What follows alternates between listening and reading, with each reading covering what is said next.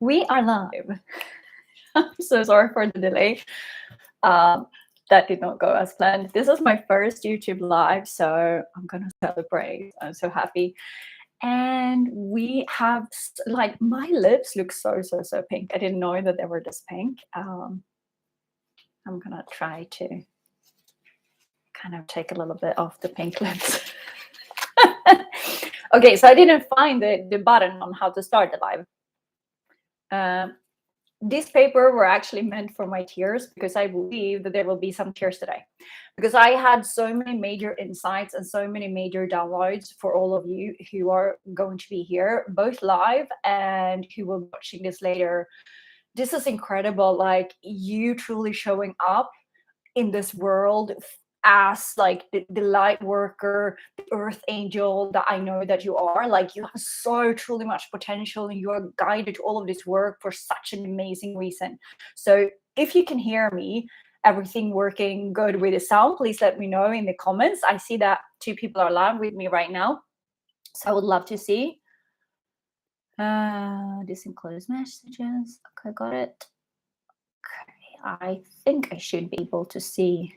So I had to call in Jonas to get help and actually get started with the live stream. So we will see if you can hear me. Please let me know if you can hear me. Say hello.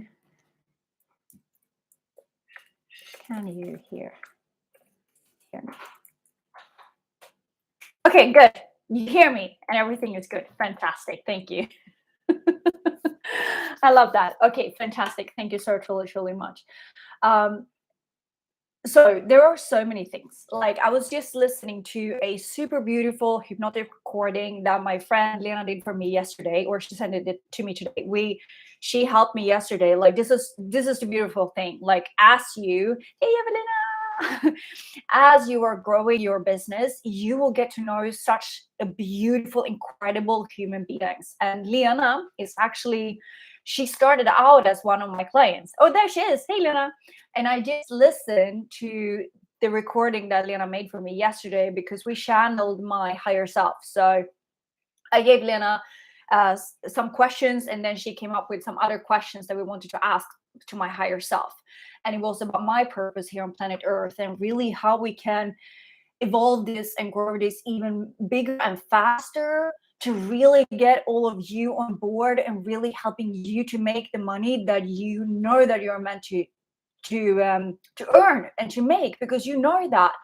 And higher self gave us so much beautiful, amazing information. And then Lena made me a super beautiful, wonderful recording that I just listened to right now before we started. And I was having dinner, or kind of lunch dinner. My day did not go according to I thought, like the schedule that I had planned in my head. And so I had a super late lunch at 4:30. And at the same time, I was listening to this recording that Lena made for me. And oh my goodness, it was so truly beautiful. Thank you, Lena. And like the support, like what she said in this recording was that, okay, the spirit babies, the love warriors, they're all here, they're all supporting you. And as she said that, I felt like for all of you, like I will give you a bit of the background if there's anybody of you who don't know me since before. I will give you a bit of a background. I will share with you who are the love warriors and why are they super important for all of this. But as she said, like, oh, the love warriors, they're supporting you and they're so happy and all of this, I just felt such a wave of love coming through my whole body, my whole system. So I'm going into this live stream with so much love, with so much gratitude, with so much hope, because all of you are here for such a big, massive reason. Your kids, they have been sending you here. You have co-created with your children, with your future children. And there is so much love in my heart as I go out and say this, because you're chosen. I had a conversation the other day with my other friend who's also called Lena, and she's from Greece, and she speaks Swedish, and this is the one who helps me with the book. She edits the book. And she said that some people who had read Marissa Peer's book, Trying to Get Pregnant and Succeeding, we will talk about money. Like this is the topic for money today, but it's just important stuff. And So Lena said, because I had asked that Lena to go through the reviews on Marissa Peer's book so that we can get an understanding. What is it that people like and what is it that people don't like, so that we can get an understanding. Is there something that we should include in our book, Miracle Baby, or remove, or like, so that we could really make the best and most important and incredible version of the book. And then she said that there were a few women there who said, I wish I never read the book, because I felt so guilty, because apparently I can't remember this from the book. So it's nothing against Marissa. I love Marissa. And I'm super, super grateful to her. But there were certain things that people said that they felt that she talked a lot about, like, the mind. Like, if you have a lot of worry in your body, then you can cause the baby to be miscarried. Like, the baby doesn't want to be in your body, basically.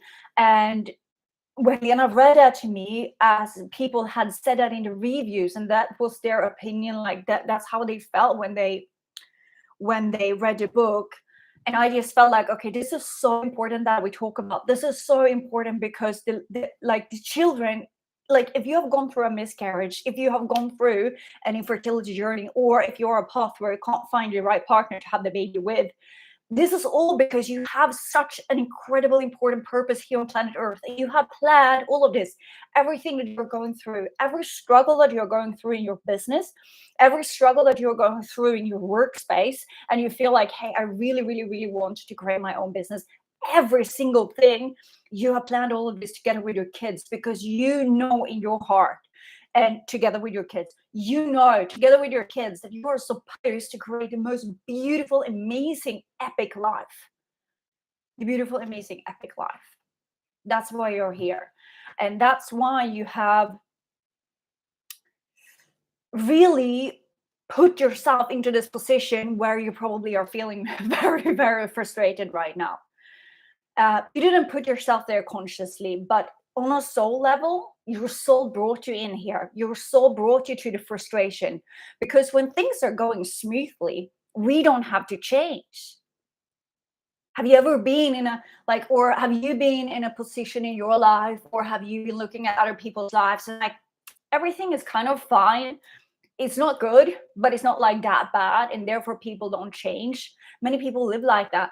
It's not bad enough for them to actually make a change. But I know that so many of you, including myself, as we are going through the infertility journey, or the struggle of, we really want to find a partner to have a family with, we feel a massive, massive, massive frustration. And some of us are going to be in the victim mode. The victim mode of just blaming everybody, and blaming the body, and blaming the babies, and blaming everything else. But some of you are going to realize that, hey, maybe this is my greatest, biggest, most massive opportunity ever. And this is why I'm so proud of you all that you're here. And this is why I'm so proud that I'm here. Because, like, we shifted the pain into something so magical. And this is the base of all that we do. This is the base. And I know that each one of you who are here, you have so much to share with this world. You came here as a soul with a unique message. And I know that some of you have a little bit hard time also with the English, and just bear with it. Just allow whatever you understand, just allow that to sink in, because the right message will come through to you, to each one of you. Like, you will hear exactly what you need to be hearing today. So just know that. I would love if you could just share, like, where are you from? What countries do we have represented? I see at least, I think, 3 Swedish ladies, and I see Lena, who's from another country. I know where you're from, but please write in the chat, where are you from? What country are you from? What city are you from? Yeah, we have Germany. And I know that there will also be people later on that will be, oh, Erika's here as well, and see you. Hey. And I know that there will be people later on also watching from the US and from Dubai. Fantastic. Sweden. So cool. So fantastic. And sometimes on this journey, this is totally off the script. I have received so much guidance on what we are going to talk about. But sometimes we can feel so lonely on this journey, on the both fertility journey, but also on the entrepreneurial journey. Sometimes it can feel extremely, extremely lonely. And it feels like, oh, Lena is also here. Hey, fantastic, you made it. It can feel that nobody understands us. And I know I've been there too. So, what I thought I will be doing now, when we know we have Sweden and Germany represented here, and also later on for all of you who are coming on watching this live replay, please let us know where you're from. It means a lot to me, and I think it means a lot to all of you as well, to just get an understanding. Like, all of you who are here, you are women who feel, I'm so emotional, but you feel in your heart that you have such a big life ahead of you. The west coast of Sweden, fantastic, thank you. You feel that, hey, there is another life waiting for me. Who of you can relate to the feeling that you have been feeling alone, either on your entrepreneurial journey? Well, let's stay focused on the entrepreneurial journey. Like, who of you have felt like you were a bit different than other people? That would be amazing. Yeah, me, yes, fantastic. Okay, cool. And I wanted to share a bit of my background. The guide said that was important, and all the time Evelina says, yeah, fantastic. Okay, thank you. And actually, this live stream is actually thanks to Evelina. Thank you, Evelina. So everybody say thank you to Evelina. You always felt different. Yeah. So Evelina and I, we had a conversation, and we talked about her business. So she is one of those brave, amazing women who, like, the more we're like, so when Evelina and I have been working together, Evelina has received amazing information from her babies. Evelina, is it okay if I share a little bit? Not like anything personal, but is it just okay that I share a little bit of like the backstory of the amazing brave steps that you're taking? Yeah. Yeah, I'm not going to share anything personal, but okay. So Evelina has been receiving so much beautiful information. So Evelina found me because she wanted to get in contact with her babies, and she wanted to start her family. And this incredible being, we connected with her babies, and directly her babies told her that your financial success is a keystone, or a key corner, what is it called? Like, it is an important part for you becoming a mom. Her financial success was really, really, really important to the kids. And not because of the money in itself, but because of the freedom that they were supposed to have, and also the calmness that the financial success would create in Evelina. So Evelina, every time we have received the information from her babies and from her spirit guides and her angels and her subconscious mind, she has been taking action. And this is what I love. I love seeing all of you taking action, because action is a really important key when it comes to creating a successful life. Not taking any formal action, but taking inspired action. So when we're receiving information, take action on that. The reason why we don't take action is because of fear. So this will actually be a series, because I'm realizing there is so much to talk about. So we will also have some kind of session where we will remove a bit of a fear.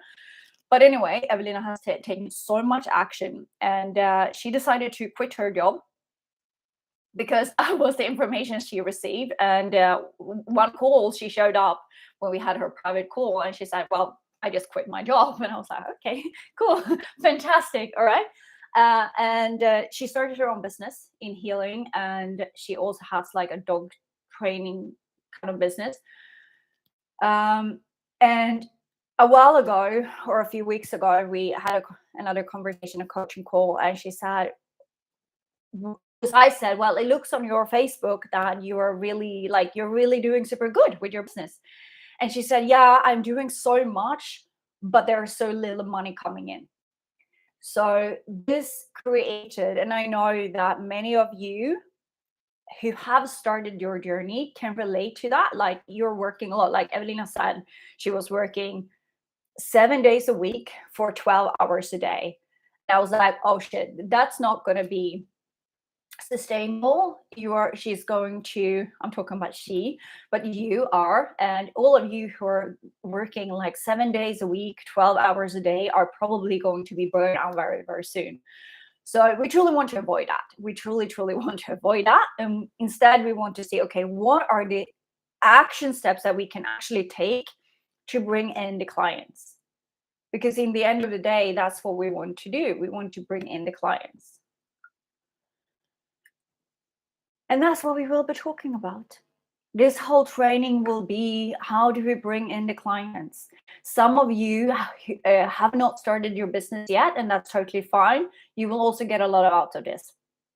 So for all of, like, I will give tips for all of you also who feel like, I truly want to start my own business.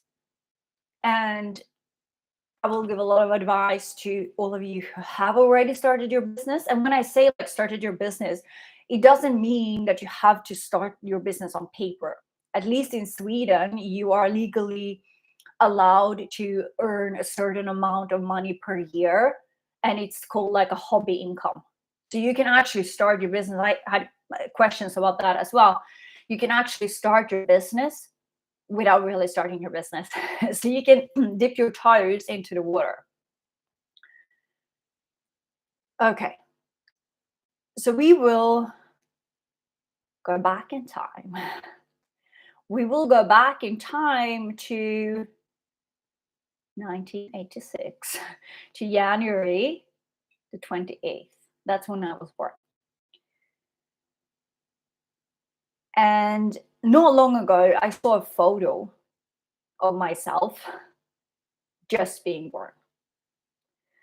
When I saw that photo, like just a few months ago, immediately I realized, oh, that's where I went wrong. That's where I went wrong. Immediately, I did not recall this from my birth. But immediately when I saw the photo of myself being born, I knew like, okay, shit, this is where I felt like, oh, what have I done? Why did I choose to incarnate again? When I was about 3, so I was very, very fortunate that so when my parents had to start to work after like they'd been home with me when I was like small, my grandmother took over. So she actually quit her job to stay with me. So she was like a stay-at-home grandparent, which was amazing. So that was until I was 3 years old.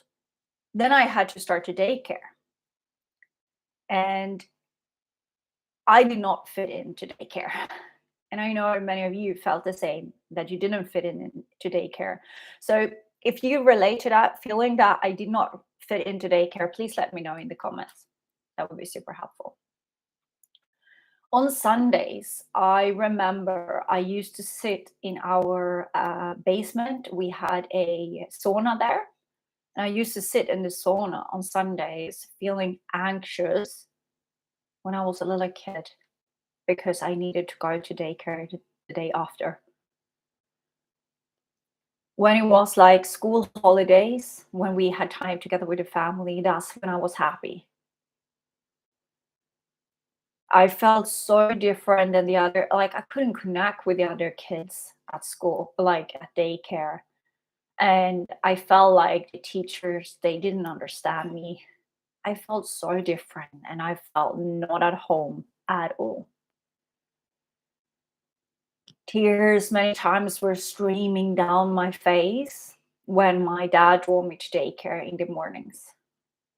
And I remember before I jumped out of the car, I said, can somebody tell that I have been crying? He said, no, nobody can tell. And I was a little girl. having so many strong emotions and hard time going to daycare because I felt like I did not come to planet Earth.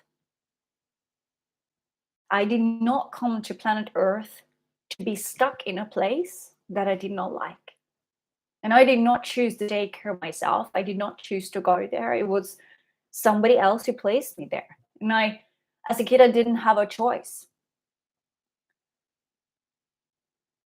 Yeah, Evelina, yeah, you can relate to the feeling. Thank you for sharing that. And at that time in my life, I think I was around 4, maybe 5. I decided made a very, very important decision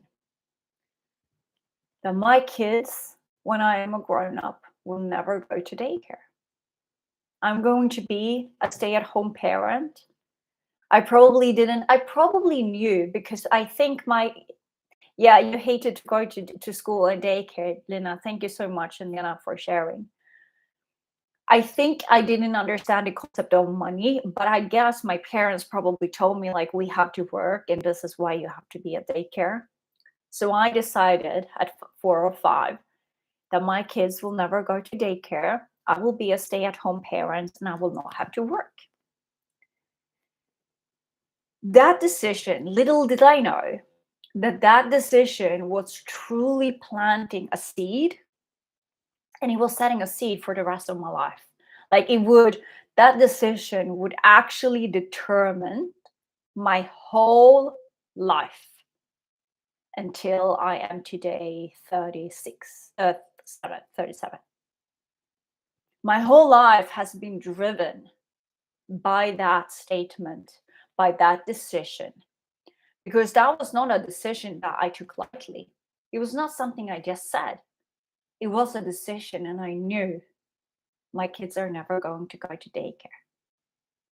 I'm going to be a parent who has the economy to stay at home, to be with my kids, to travel. And you probably not understand the concept of travel when I was 4 or 5, but later on that became so clear because I felt like when I was a bit older and we bought a sailing boat, my dad had good, like both my parents had income, and my mom had like a probably like middle or lower income, and my dad had a little bit like middle or higher. And I learned that, like, this is stuff I figured out later on, right? When I did hypnosis and understood more about my subconscious, I picked up that the men are the ones making the money. So thanks to, I think, like, I've never actually asked them, but I think because it was thanks to my dad's income, I'm not sure, but I think so, we could buy a sailing boat. And I loved the sailing boat. Like, that was freedom to me. And I have any of you been to vacation with your family when you were a kid, or maybe when you are on vacation now, and you just feel the difference? You feel the difference in people's energy when they are on vacation. Most of you are, like me, very sensitive people. You're very sensitive and you can feel other people's energy, right? So have you ever felt that when people are on vacation, they have a completely different vibe? It's just calmness. There is no stress. There's no musts. There are no shoulds, and people are just nice. Yeah, you can relate to that. Thank you so much for sharing.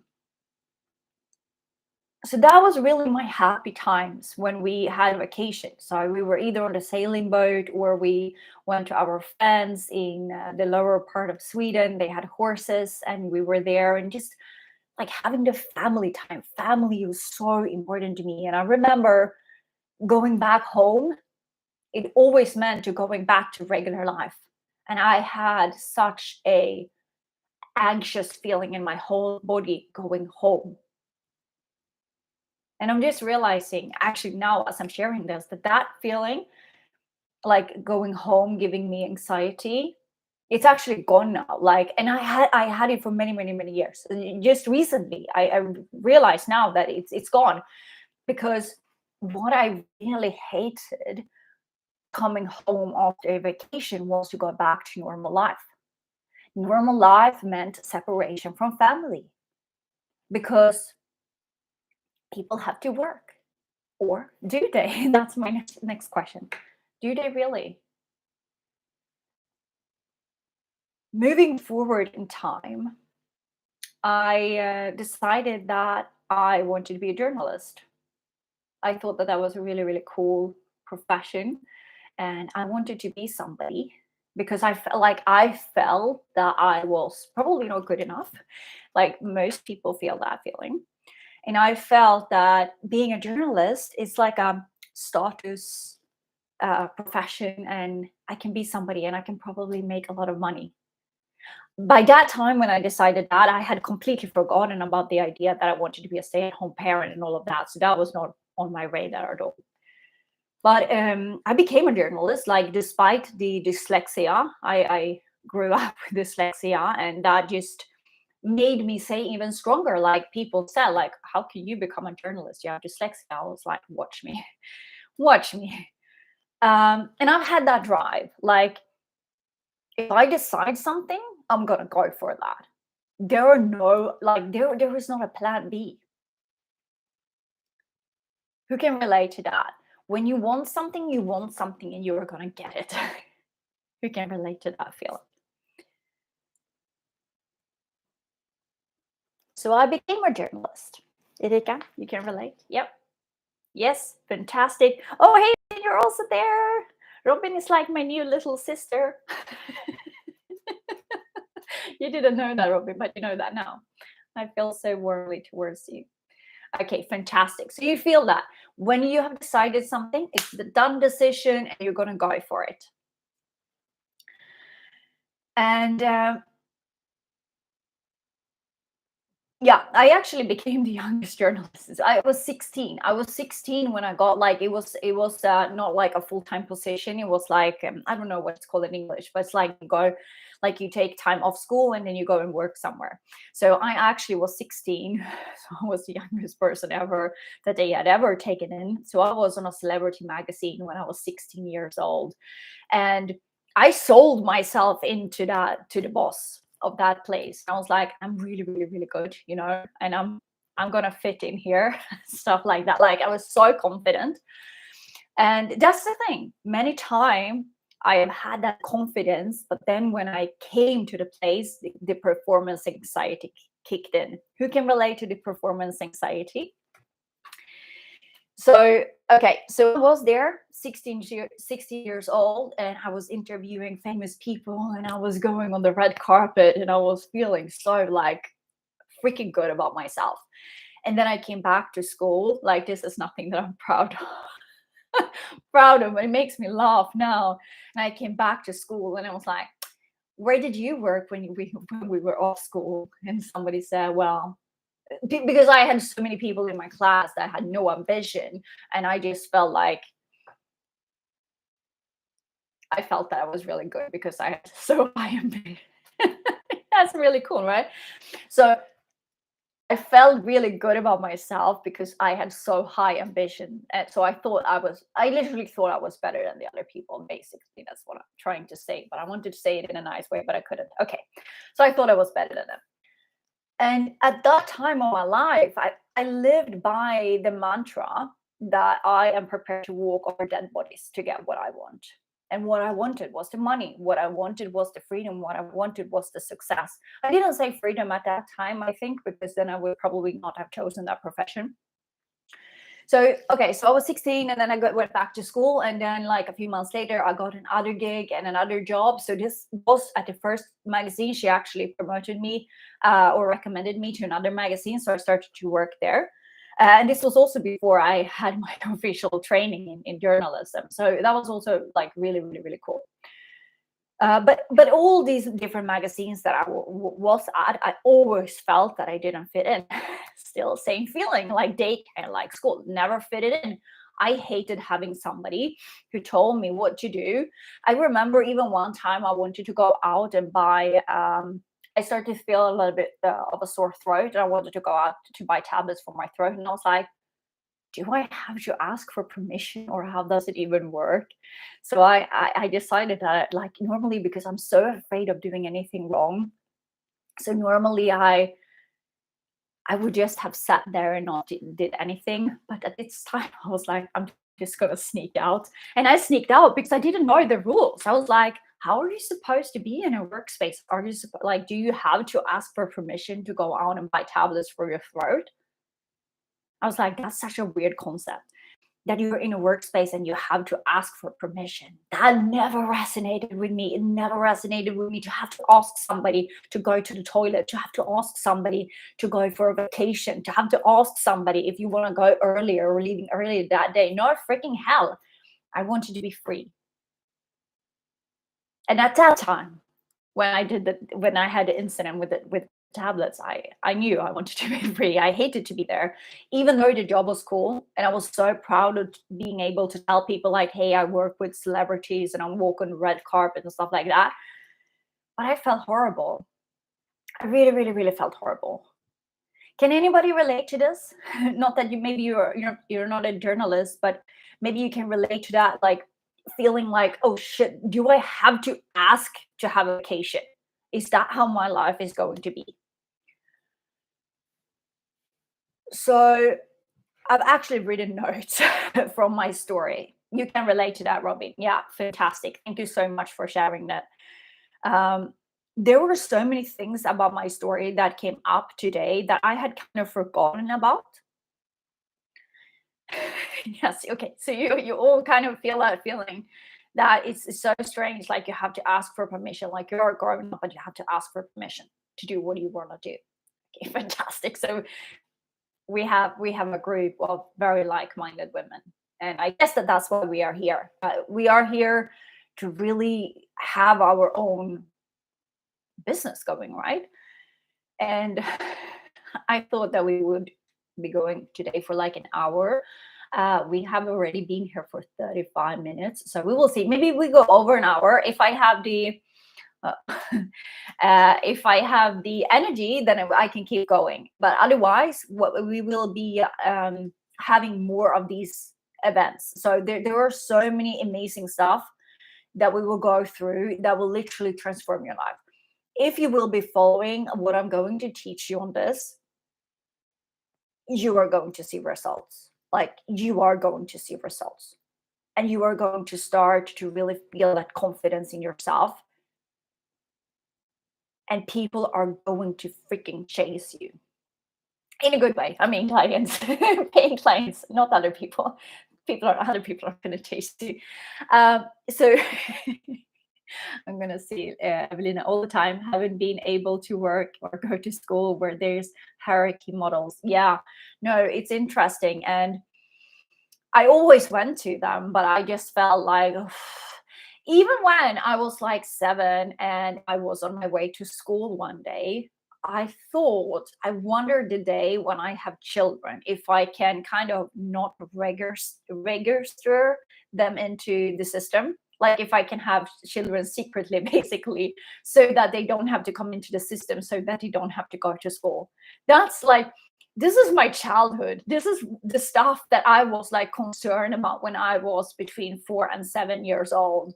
This is what I was wondering about. And it's pretty cool that we are here now so many years later, and how much my business has grown, how much I have done, how much I have accomplished thanks to all of this.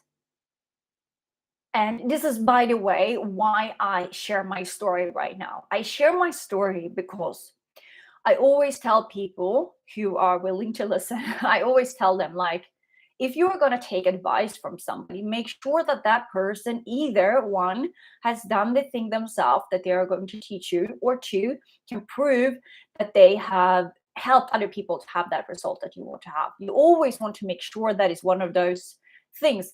And this is why I share my story right now, so that you can get an understanding of where I used to be and where I'm at now, so that you can make up your mind and see if you want to take advice from me. Is that okay? Fantastic. I hear you're saying yes. All right. And also, what I figured is that it's been quite a confusing journey for many people. Like, so many people, my clients, I thought that so many of my clients knew my whole story. And then I'm realizing that no, they don't, because apparently I have like unconsciously, I've left stuff out that are really, really important. And today, super important stuff came up from my journey that I have not shared before, and I had kind of forgotten about them. I had blocked them, and then they came up when I was in the gym, and I wrote them down, and I was like, "Oh shit, am I going to share that?" And I had this wave of scaredness. But then I remembered yesterday from the session that Lena and I did that I told you about in the beginning, that higher self told me, you are going to doubling down on your authenticity. You are going to doubling down on everything that you do. That's where you are at right now. So there will be stuff that I'm going to be sharing that like I didn't share before because they were just too personal, but I'm going to share them because apparently that's what the guides are telling me to do. And I'm going to follow that, because taking action, as I said before, like Evelina does, this is such an important thing. This is such an important thing, but we need to take the right action. That's also the next thing. Anyway, so I worked at those different magazines, and then there were one point at the magazine where the boy band Hands On. Do you remember them? Like when we were kids, or kids, maybe like teenagers, there was a boy band group called Hands On, and they were going to come to Sweden, and my colleagues at the magazine, they said, oh, we don't want to interview them, they're so like boring or whatever.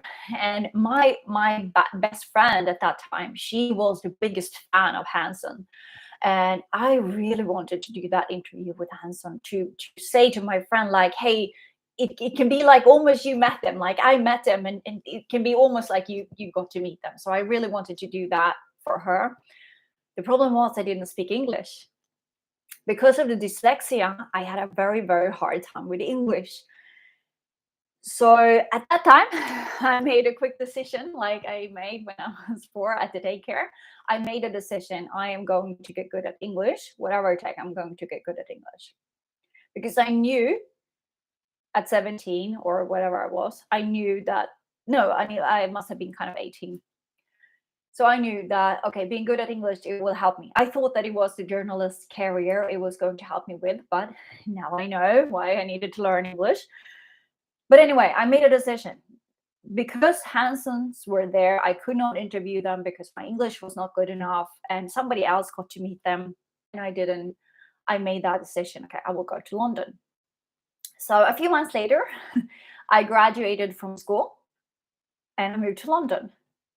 I was supposed to be an au pair for a family, and that did not go so well. So I moved to that family, and I thought that I was going to take care of the kids, but the mom in the house, she was so stressed out. Like, oh shit, this is also such an important story for why you were doing the work that you were doing. The mom in the family, she was so stressed out. She was freaking scary. She was a model, and she was kind of chasing different jobs, so her economy wasn't very good, because she was many times like in between different photo shoots, and she didn't have so much money. So she was completely all the time stressed out about money, and that affected her like whole reality. So she was screaming at the kids, she was screaming at me, and everything. Like, I happened to put the plates on the wrong level in the cupboard, and she was like, oh, Linda, you have to do it this way, and she was like correcting me all the time, and I just felt like, oh, hated to be there. So that lasted for 3 weeks, and then I moved away. That's a complete story. It was actually quite dramatic how all of that happened. But I was like, okay, I'm not going to go home. I'm going to stay for 1 year. I had told myself, like, I'm going to stay here for 1 year. So I found another job. And that family I stayed with for 1 week. So the first one I stayed with for 3 weeks, and then I went to another one for 1 week. Didn't work out. I started to feel sick. I started to feel a bit panic, and I started to feel dizzy. Has anybody had the physical symptoms when you go to a job that you feel like this is not for me? You start to get the physical symptoms showing you like you're on your wrong way. So what happened? I went back to Sweden for a short period of time just to kind of regroup. And then I think I was there for like 2 weeks so that I can be like just in peace and comfort from my parents' home and applying for new jobs. And then I found another family. Sophia, you can relate to that feeling of the dissonance and sickness and all of that, right? Moving back to London, and my friend Christine, she said, "Well, it's boring in Sweden without you, so I'm gonna come." So she moved with me to London, and we found a house that we shared. And what we didn't know at that time was that that house was filled with mold. And very soon I got very, very sick. Uh, but I freelanced. I worked with the different families, but I did not stay with any family. So it was more like the freedom that I chose what people I wanted to work for. So instead of just being somebody, a slave in somebody's home, I was now like, no, I only take the kids out. I do fun stuff with them, and then I give them back, and this is your problem. Uh, no problem. Well, you get what I mean, like. And it became a saying because my a male friend I had in Sweden, he started to laugh when he heard the story of how I like quit one job after the other. He was like just like laughing, and I was like, well, I'm not a slave, I'm a princess. So that was really my mentality, that hey, I'm a princess and I want my luxurious life. So still, this, you see this drive after my luxurious life, my life that I wanted to have. I did not want to be a slave. I did not want to do stuff that I didn't like to do.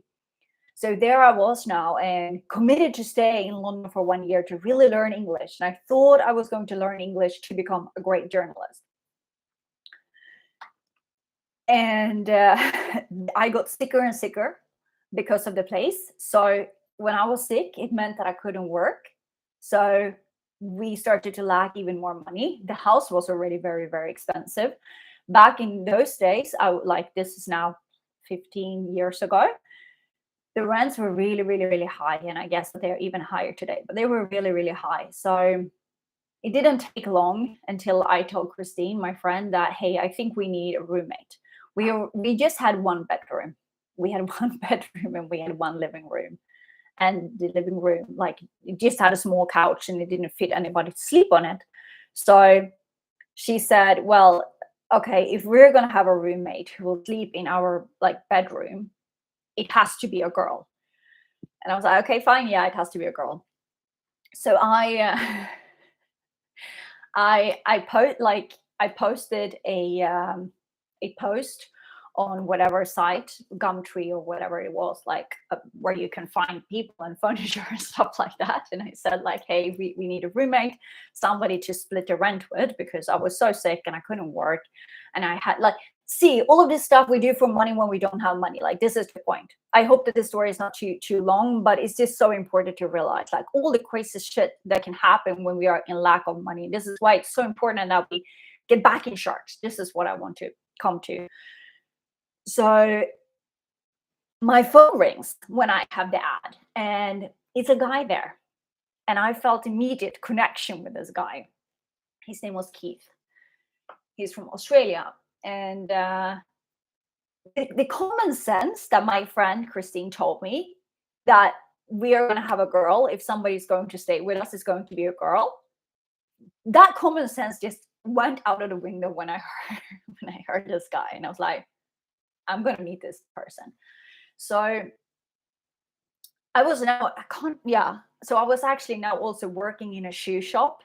So when I felt that I was a little bit more like fit and I wasn't that sick from the allergy from the house, I also worked in a shoe shop, like all these random places that I found jobs in. Okay.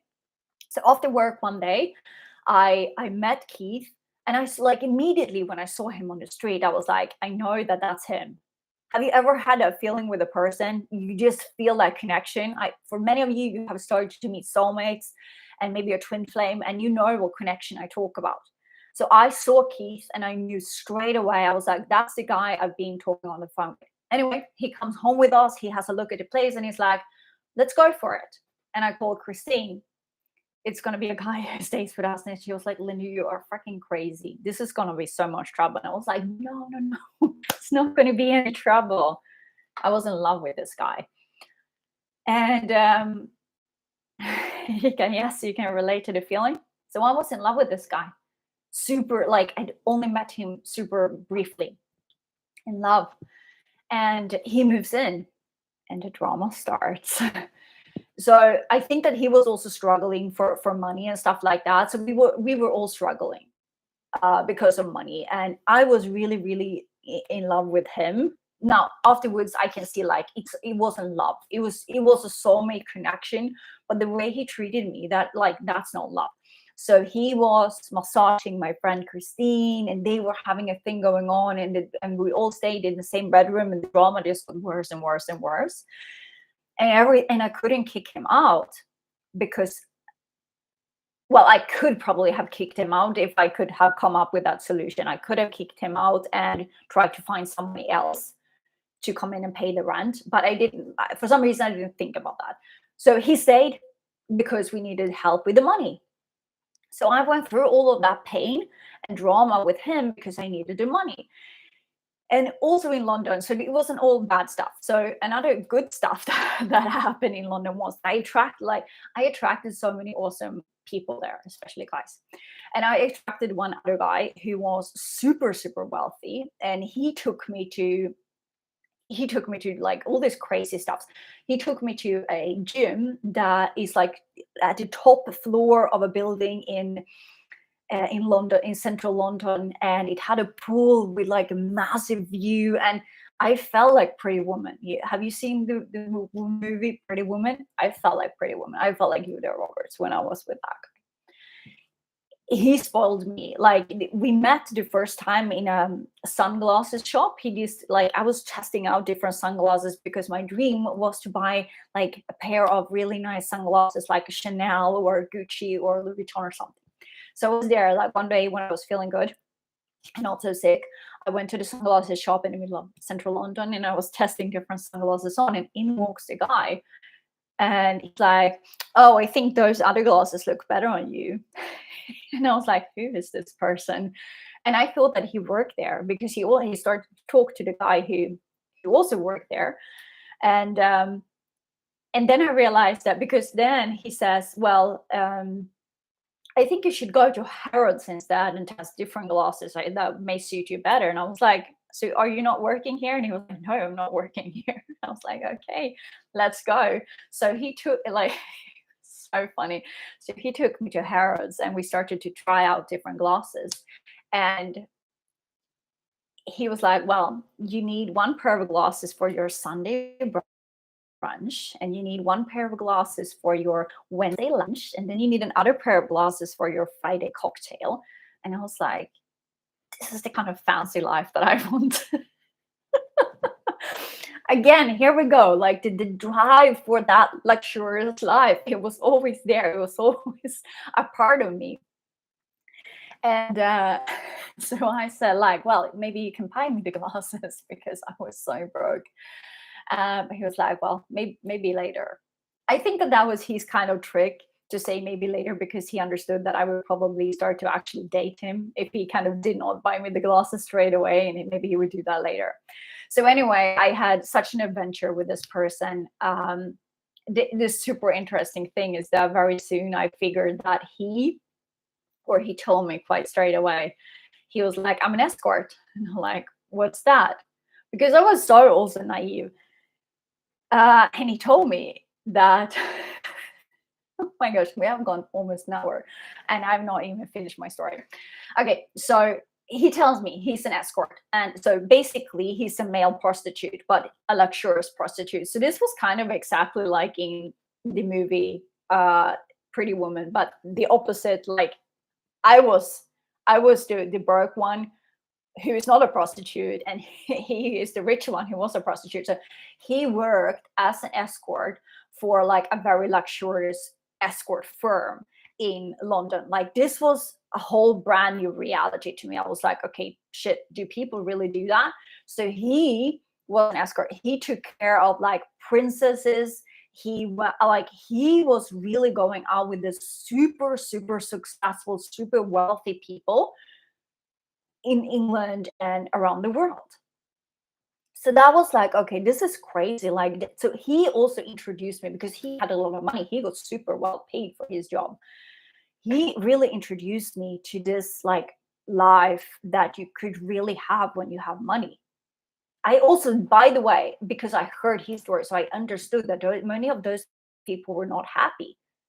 Many men hired his name is Jason. So many men hired Jason to be with their wives when they were away on business trips, because it was the men making all the money, and the women were like trophy wives. So it was this crazy dynamic, also teaching my subconscious, like, okay, it's the man who makes all the money. And if you're going to be with a wealthy man, then you're not going to be happy and you can't make money yourself, because that's not what women do. Like, there were all these crazy, shitty beliefs that were formed into my subconscious at this time. At the same time, when I was working, like, I was going out with Jason, and I had this drama going on with the other guy in our home, and there were a lot of people there. Okay. So this shop that I worked in, the shoe shop, there were kind of no customers. Like, these were high-end Italian shoes, and maybe like one or two people came in and look at shoes each day. The rest of the time, I could sit in the, what is it called? Like, where you keep all the extra shoes and stuff in the back. So I could sit in there and I was watching television, and there was this real estate program with people buying apartments and stuff, and who were really, really run down, and they renovated them and made a good profit. So I got super, super inspired by that. I was like, okay, they have the freedom. They don't have a boss. They decide like what apartments or buildings do they want to buy. It's all up to them. Nobody is a boss over them, and they have the freedom. So my plan was, I was really, really inspired by this. And I also like interior design, and I like houses and stuff like that. So my plan was to go back to Sweden to do my journalist exam, because at this time I had not even started. I had worked as a journalist, but I had not started school as a journalist. So I thought, okay, I go back to Sweden and I do my training in journalism, and then I move back to London. I meet a rich guy, because I thought that men were rich in London and they were not rich in Sweden. And I thought that I should be meeting somebody with a lot of money. And I thought, like, okay, we will be renovating houses together and make a good profit. And that's how I'm going to create my freedom. So that was really my plan. Are we still okay? Are we still here? Okay. Can anybody relate to this feeling like you kind of do, and you're in this search, in this search for freedom? Can anybody relate to that? Because all what I've told you so far of my story is the search for freedom. What can I do that doesn't keep me stuck? Robin, thank you. You can understand. What can I do that can help me to have freedom in my life? Fantastic. Okay.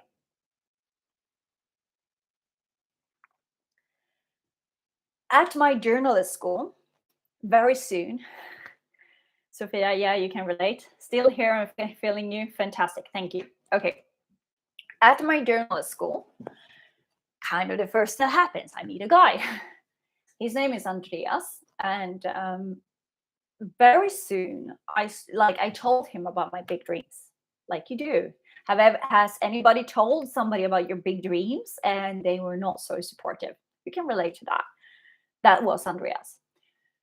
Every time I told him like about my cars that I wanted to have, about my successful life and my awesome journalism career and the money I was going to make, and like I never talked about making a difference in the world. Until that point, I didn't care about the world. I remember I had that mantra, I'm going to go over dead bodies as long as I get what I want. You can relate. Thank you. So I didn't care about the world, but I just said like I cared about myself and I cared about my freedom. And every time I told him stuff, what I wanted to do, a balloon that is filled with air and then you pop it. That's how it felt all the time, all the time, all the time. And he was really diminishing me so much. He was extremely jealous. Today I know, like, he had so much issue. He believed that he wasn't good enough. He was terrified of me like running faster than him because he felt, yeah, people are kind of making you feel stupid all the time. Thank you so much for sharing that. That's what he made me feel as well. And I today, as a therapist, I know that he probably felt so scared that he wasn't good enough and I was going to run ahead of him and he could not keep up. And that's why he tried to pull me back. And for all the people in your life that you have had, it's probably the same, that they are afraid that you are going to run faster than them. And if you run faster than them, that's going to make them uncomfortable. They may be afraid that you are going to leave them, or they may be afraid that they will look dumb if you are going ahead. So there may be different reasons, but it's all coming from a place of insecurity. So Andreas, he really, like, all the time, all the time, all the time, really pulling me down, pulling me down, pulling me down. And then I could finally actually, like, it went so far because he was also very, very jealous, like, of other guys. So it went so far that I got really, because I loved my time actually at school, at the journalist school. We had so much fun there. It was like this place where you live and would go to school at the same place. So it was far up in northern Sweden, really, really, really far up a place called Kalix. I had never heard of Kalix before, but somebody at one of the earlier magazines that I worked on, they said that that school in Kalix is the best school in Sweden. And I was like, okay, I'm going to go there. Whatever it takes, I'm going to go there. And I did. I did go there and I did get in. So there were only like 7 or 10 in my class, which was amazing. So, and we had really, really, really good teachers, and I had such a good time there. But anyway, with all the guys, like, he really said, he was like, Linda, men just want to sleep with you. Don't you understand that? So I started to, my confidence and my ability to even communicate with men, it just went down, down, down, down, down. And I, at one point, like, I couldn't even look men in the eyes because I was so afraid that Andreas were going to tell me, like, you are cheating with that guy. Like, it was really, really bad. Who have ever been together with a guy who were so jealous and really pushed you down, pushed you down, pushed your dreams down, pushed everything down with you? I left that relationship, thankfully. And I can't really remember how it happened, but I must have, like, started to at least a little bit come back to my dreams. But I don't remember that. So let's not say anything about that. I can't remember. After maybe a year, we are on this training. Yeah, Evelina, thank you so much for sharing. We are on this thing with our school where we went to the ice hockey. So in Luleå, which is very close to Kalix where the school was, they have a hockey team with professional, like, they're one of the professional teams in Sweden basically, and they were going to have a match, and we were going to go there as a journalist team to write about them, the sport. I hate sport. It's not for me, and ice hockey definitely not for me. I used to be a figure skater, but I will always been more of that, like, individual person, never been a team player. So it never, okay. So we went there, and I really did not want to go. Actually, I really felt like performance anxiety again. Didn't want to go. My friend Amanda, she actually convinced me to go, and that's really, really interesting because, like, I had a chance to look at the, you know how a school, like, with a school photo with all the pictures of the people in your class, right? It was the same on the hockey match. So they had this, like, I got a folder with all the guys who were gonna play, and the teacher were like, "Who do you want to interview?" And I was like, "Who's the most good-looking one?" Okay, so I picked a guy who was the most good-looking one that was going to interview, but then he didn't do anything in the match for some reason, can't remember. So I was like, okay, I just going to choose somebody else who also looks really good. So I choose the goalie. I did interview the goalie. He was really, really nice. And I remember after that interview, when we went back home to the school, I remember I was like, because my head started, a girl's head, my head started like, oh, I wonder what it would be like to date that guy. Uh, and I was like, no, I can't do another relationship, because I was so destroyed from Andreas, that other person. So I was so destroyed. So I was like, I can't do it. So it's like, okay, just forget about it. The next day, my other friend, Anna, she texted me. She was like, did you interview the goalie yesterday? And I was like, yeah, I'm never missing an opportunity to interview a hunk. I said to her. And then after a little while, she was like, is it okay if I give him your number? And I was like, okay, yeah, you can do that. So apparently, my friend Anna, her boyfriend was the best friend of the goalie. And the goalie had called his best friend Henrik after the match, and he said, well, the match went like freaking super bad, but there was a nice journalist who interviewed me afterwards. And then Henrik told Anna, who was actually in my class, and she was like, it must have been Linda. So that was the reason why she asked me if I did interview him. And I was like, yeah, I did. So he got my number, and then we started to date. Okay. This still has to do with money. So we are still on track. This is a super, super important part of my story. Okay, I have headache now because this is just so much that I'm sharing. But it's so important that we get in all of this, how everything like ties together, because everything ties together so deeply. We start to date, and very soon he introduced me to a network marketing business. I had never seen a network marketing business before. Or actually, he said, he was like, well, after I stop playing ice hockey, I'm gonna have my own company.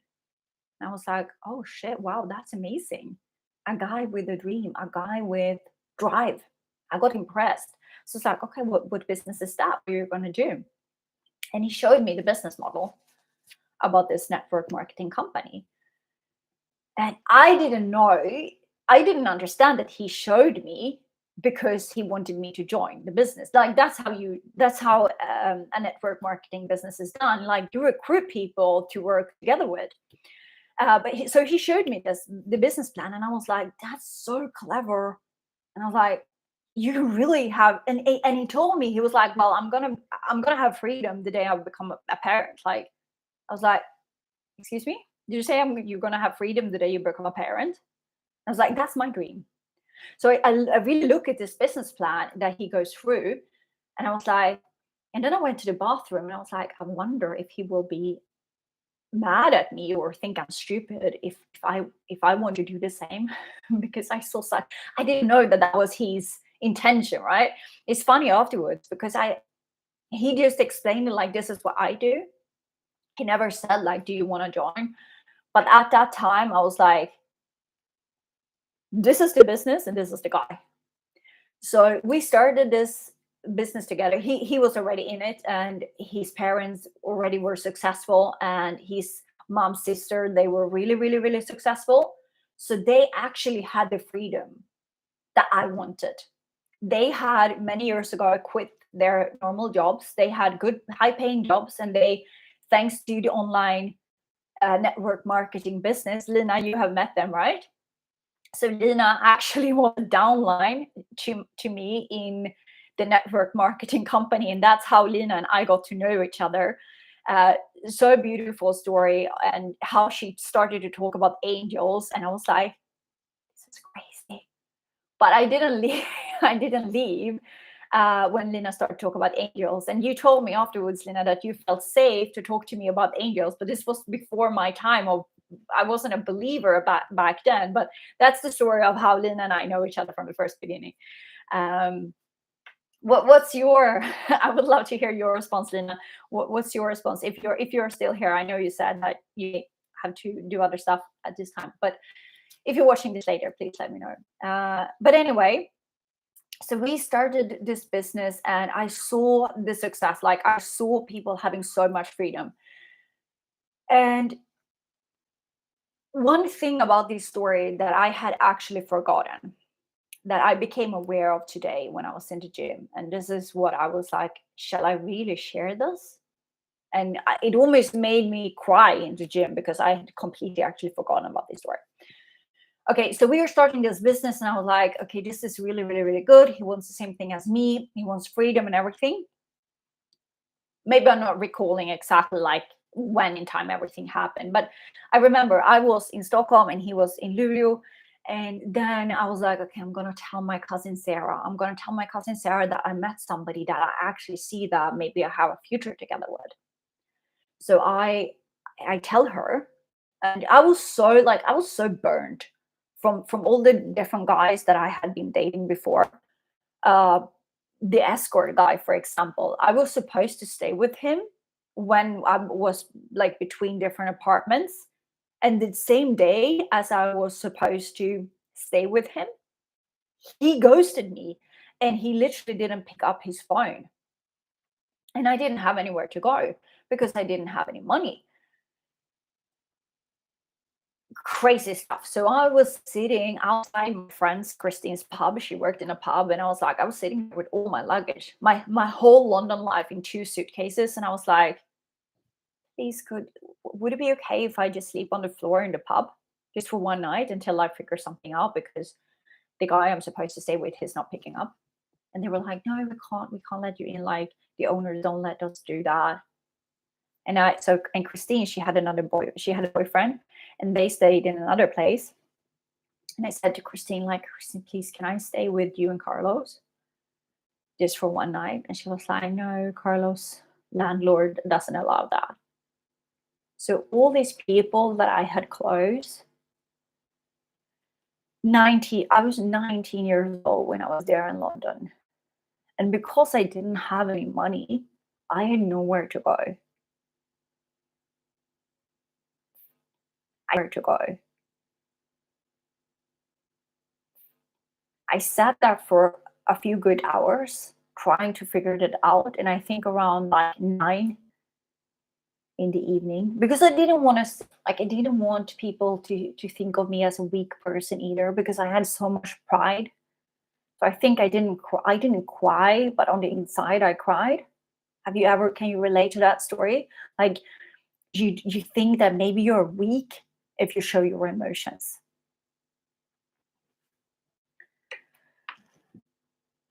So the only person that I could think of calling was another guy. Like, I'm not gonna go into the story with Mike, but that's one of my other soulmates, Mike. For all of you who will read my book, that will be launched very, very soon. I will also share the story with Mike. It's an incredible story. Actually, he's one of my soulmates, a super, super important person. But he came and picked me up. Like, he had already gone to sleep. Like, I think it was 9 p.m. He had already gone to sleep, but I called him, and he, as an angel that he sometimes was, he came and picked me up. So I had at least somewhere to go that night. So my London life was really, really, really a struggle. But anyway, okay, so moving forward in time. So I was so burnt by men that I was really, really afraid of telling anybody that I had started to date this goalie, this ice hockey person. But I decided, like, okay, I'm gonna tell Sarah. So we are sitting in my parents' house in Stockholm, and I'm sharing with Sarah that, yeah, I met this guy and it feels really, really good, and I can see a future with him. My phone rings, and it's my friend Andrea from my school, who is he lives in Luleå.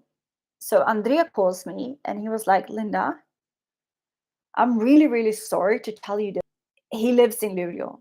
So Andrea calls me and he was like, Linda, I'm really, really sorry to tell you this information, but our other friend, David, said that if I don't call you, he's going to call you and tell you this. So Andrea literally had a choice. Like, he could either call me himself, or David would call me. So Andrea was like, okay, it's better that I call her, because Andrea and I we were really, really close friends. So Andrea says, we were out last night in a nightclub, and we saw the goalie, like we saw the ice hockey player. I don't want to say his name. We saw the ice hockey player, and he was really looking like he was there to just get somebody for the night. He was there to just get somebody for the night. And then we saw him leaving with somebody. My heart broke. I had exactly in that moment, I had told my friend Sarah, my cousin, I told her, like, I think this is a guy I could see a future with. And I'm receiving this phone call from my friend that this guy just went home with somebody else the night, like the night prior. So I think that I started to close down, like, even I started to close down even more. When this memory came, I had completely forgotten about this memory actually. When this memory came to me when I was in the gym, I was like, what made me stay with this guy? Because this is the guy I ended up marrying. So it's like, what made me stay with him? And then I think what made me stay with him, he was a super nice person. Like, I have nothing bad to say about this person. He's super, super nice person. But I just want to give you perspective, and I just want to show you my humanness. Like, it's the stuff I've been through. I think what made me stay with him was because he had this vision, this company, he had a vehicle, he had a company that I saw could lead me to the freedom that I wanted. So this is like my after construction, like when I'm thinking, what was it, the freedom that I wanted? So this is like my after construction, like when I'm thinking, what was it that actually made me stay with him? Even though I felt that betrayal. He told me that didn't happen. He told me, no, I didn't go home. Actually made me stay with him. Even though I felt that betrayal. He told me that didn't happen. He told me, no, I didn't go home with anybody. I still don't know what you think. But that's okay. That's okay. But we had that business for many, many years, and we moved around. Okay, I have to go back to my notes now so that I don't like really, really, really, really go off track. Yeah, well, we were moving around because of the ice hockey. So first we moved from Luleå to Uppsala, and we were in Uppsala for a while. And then in Uppsala, Sweden, we moved to Italy, to the northern part of Italy, which was amazing. The problem was that I didn't have any money at all. Like, we didn't, like, I don't know, like, afterwards, you know how you afterwards you look at a situation, can anybody relate to this? You look at a situation afterwards and you're like, why did we do it that way? This is exactly one of those thoughts that I have now. Like, why did we do it that way? He was the one making the money, right? But also he was stressed about money. When we came to Italy, he was also stressed about money because he was kind of in between contracts and stuff like that, and he didn't really receive his money when he was supposed to and stuff like that. So he was also super, super stressed about money, and he was the income maker, and I didn't have any income, and I was trying to do the network marketing business there. I was like, I'm going to succeed. I'm going to succeed. So I had left my whole career with journalism and everything to move to Luleå to be with him. It felt like he was the the the guy on the white horse, you know, the prince on the white horse that came and saved me. He was really the savior from the life in Stockholm that I did not like, because I felt so much pressure because of all the work stuff. I felt so much performance anxiety. So it felt like he was the savior of my life.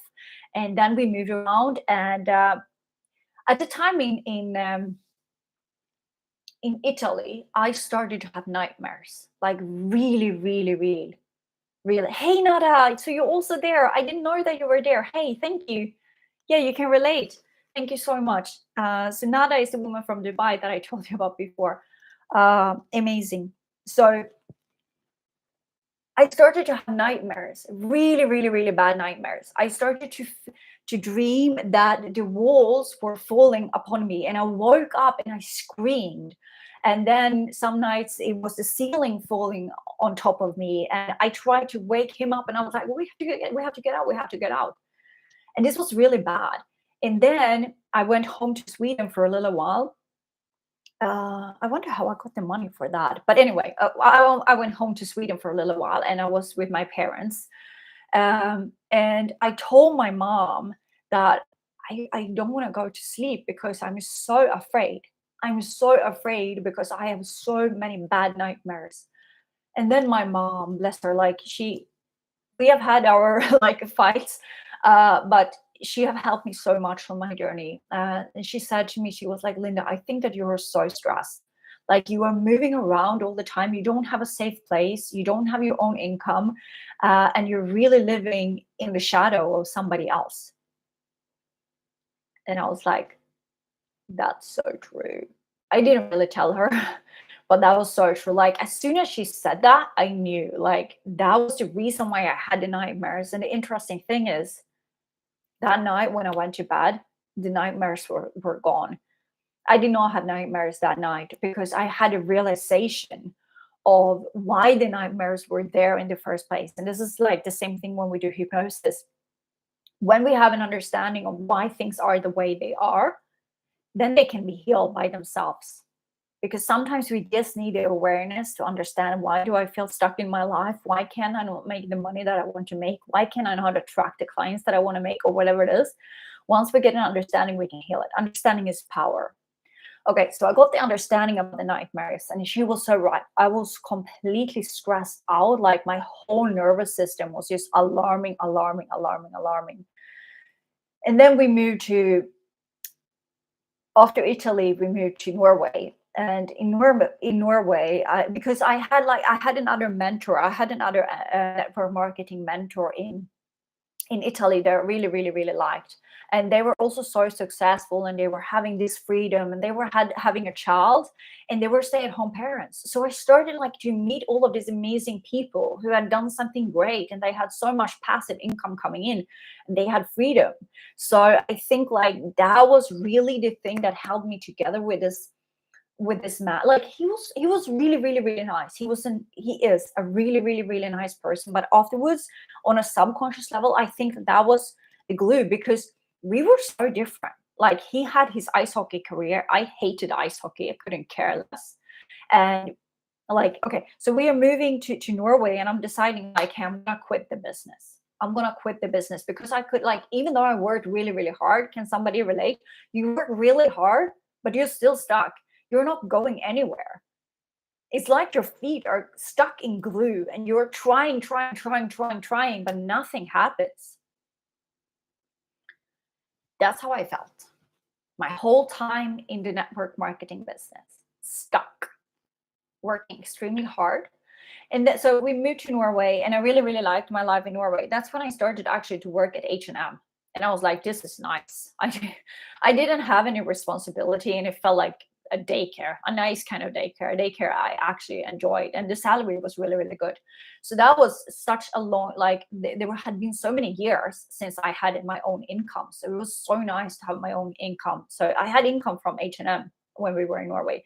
And after Norway, we moved back to Sweden. This is around 2011, and 2012 is where we got married. And also in this town in Luleå, everybody know, like many people knows about ice hockey, and people are really, really interested in ice hockey. So when we were out on the streets, many people came up to him and talked about ice hockey.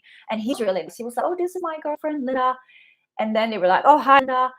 And then they were like, oh, hi. Then they started to talk to him again about ice hockey. And I really was in the shadow of somebody else. Like my identity was completely lost. I had no idea who I was.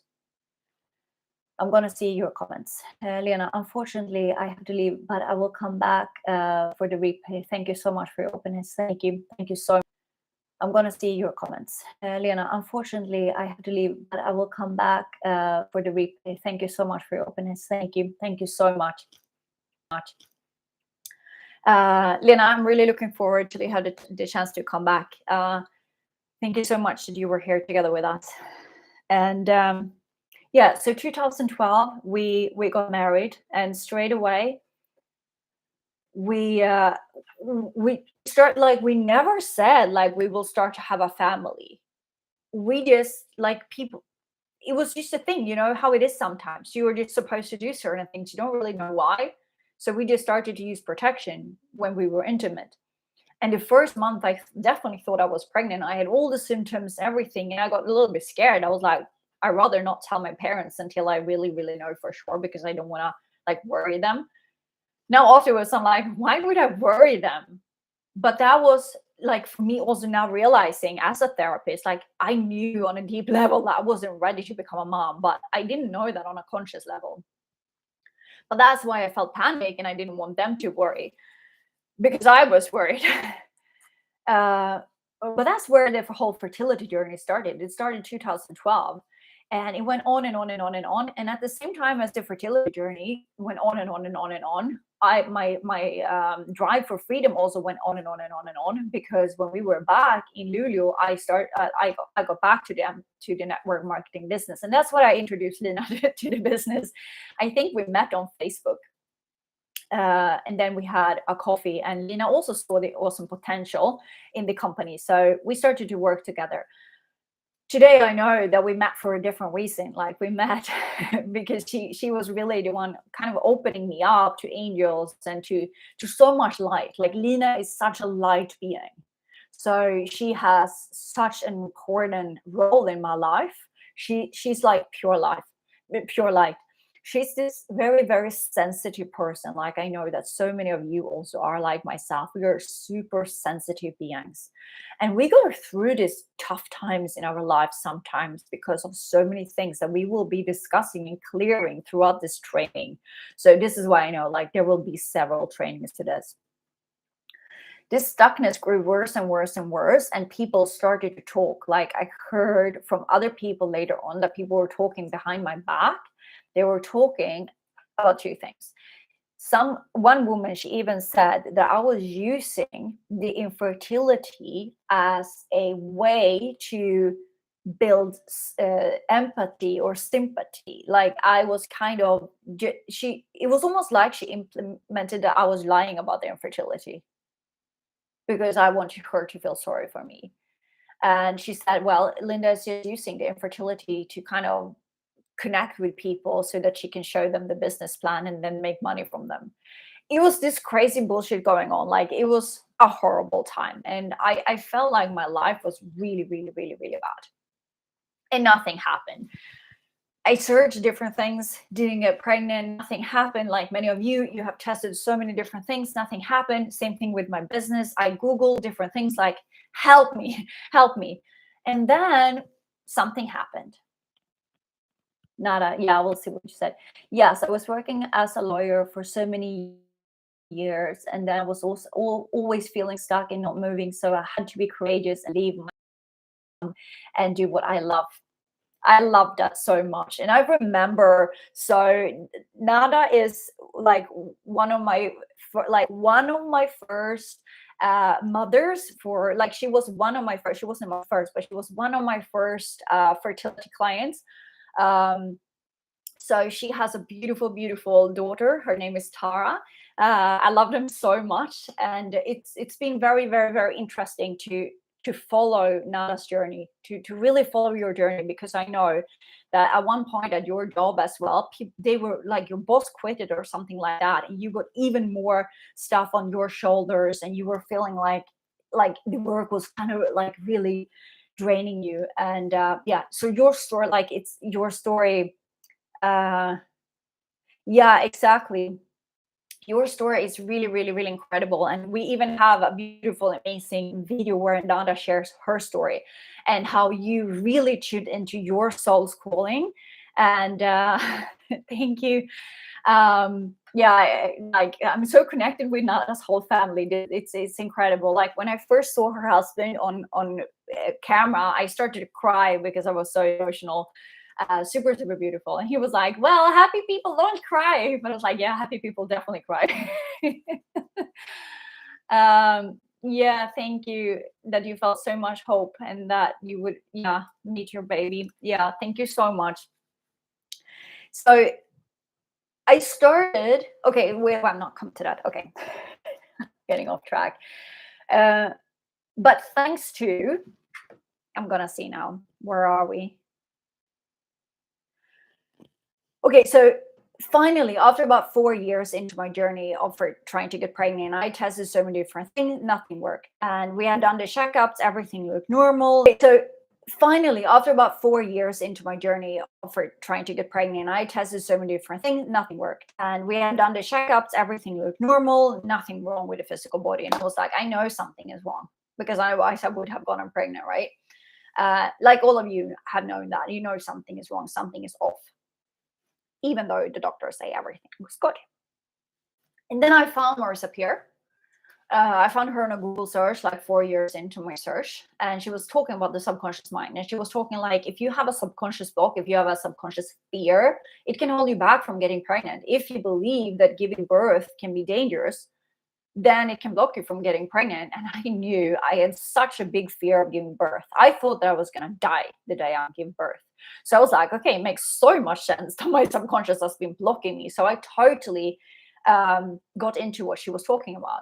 So I actually decided, I don't know where that money came from, but I decided to buy her course. She had, I think it was quite cheap. It was some fertility course. I bought that fertility course and I started to listen to a hypnotic recording, because at this point, a doctor had actually kind of figured out that I didn't have any ovulation. They had done the test. They said before that I did have ovulation. But apparently this doctor, she was like, I don't think you have ovulation. Please test it like properly. And she was right. I didn't have any ovulation. And so interesting that the other doctors didn't even listen to me when I said that my period was so irregular. They were like, no, that's fine, that's fine, that's fine. But she was the one listening to me. So I'm super, super grateful for her. Within 3 weeks of listening to this recording, I started my ovulation. My ovulation started. So I remember that morning when I peed on the stick, the ovulation stick. Like, how many have peed on an ovulation stick? I remember that morning when I peed on the ovulation stick and I got a positive smiley on the Clearview digital monitor. And oh my goodness, the happiness, the power I felt within myself when I saw that shit, something that I've put into my head, have created a physical result in my body. That feeling of victory, I was like, if I can start my own ovulation, what else can I do in my life? So I really started to study her work and I started to buy books about the subconscious mind. I really dedicated myself to understand more of this enormous power that we apparently had in our subconscious mind. I didn't even know that we had a subconscious mind before this. Forwarding a little bit in time, Marissa was so sure. Her marketing was like, you will get pregnant within 3 months. That's her marketing. And I have very different opinions about that. Like, now. But anyway, if it wasn't for that, I would, like, none of this would have happened. So I'm grateful that she did say that. She said, like, you will get pregnant within 3 months. And I remember I said to my ex-husband, if I'm not getting pregnant within 3 months now, after I start to listen to this and I do everything that she teaches me to do, I'm going to go to London to do a personal session with her, no matter what it costs. I said that to him. And I think that the universe must have heard me. Because within 3 months, I was in London and I wasn't pregnant. And how did this happen? I must have signed up for some sort of email newsletter without being consciously aware of that. But first, I received an email saying that, hey, we're looking for therapists. We're looking for people who want to start to use this RTT method. And we're looking for therapists. And I was like, this has nothing to do with me. And I deleted it. And then a few weeks later, I received a new email saying that it is a good thing if you don't have prior experience, because then we don't have to retrain you. And we would prefer that you're not a therapist from before. And I was like, maybe this has something to do with me. And she specifically said something. She said in that email, imagine yourself setting your own hours. Imagine yourself working from wherever you want to be working from. Imagine to make good money. Imagine that you could help people. I was hooked. Thanks to this email, I was hooked. She triggered again that drive that I had within for freedom. And I had already seen the result that thanks to her method, I could start my own ovulation. The thing was that I had to come, like, so I jumped on a call. They had a call where they interviewed people to see if you were a good fit. I jumped on a call with them and I talked to this amazing person. And I told her about my story about the infertility and how I was really struggling and how I started my ovulation. And I said, like, about my drive and everything. Like, and she was like, Linda, you are so perfect for this. The price is, I think the price back then was 9,000 USD. So it's around 90,000 SEK for you Swedish women. And I was like, okay, I don't have any money. I was broke. Where can I get the money from? So instead of saying, because I knew in my heart, I was like, I need to do this. I need to do this. I need to do this training because I saw that, okay, if I can help other people to gain their own power back, like I just did with my own ovulation, and I can charge good money for the results that I'm helping people with. I was like, I need to do this. But I think I wasn't really convinced actually still. So Marissa sent me another video that I could watch. At first, I watched a video where she did a regression, like she took somebody into hypnosis and they were doing on some topic. I can't remember, maybe overeating or whatever it was. But then I watched another one that was about mind blocks. So she showed me a session with somebody who she took back to that person's childhood and they released the money blocks. And I was like, oh my freaking God. Because I realized when I saw that, I realized that this is the reason why I could not make any money in my life, because I had so many money blocks. I had so much stuff regarding money. So I could not make money. Like how hard, you heard my story. All the different things I did and I tested and it didn't work out and I was stuck. So that was actually the one thing that convinced me to go to this training. And okay, so I needed 90,000 SEK.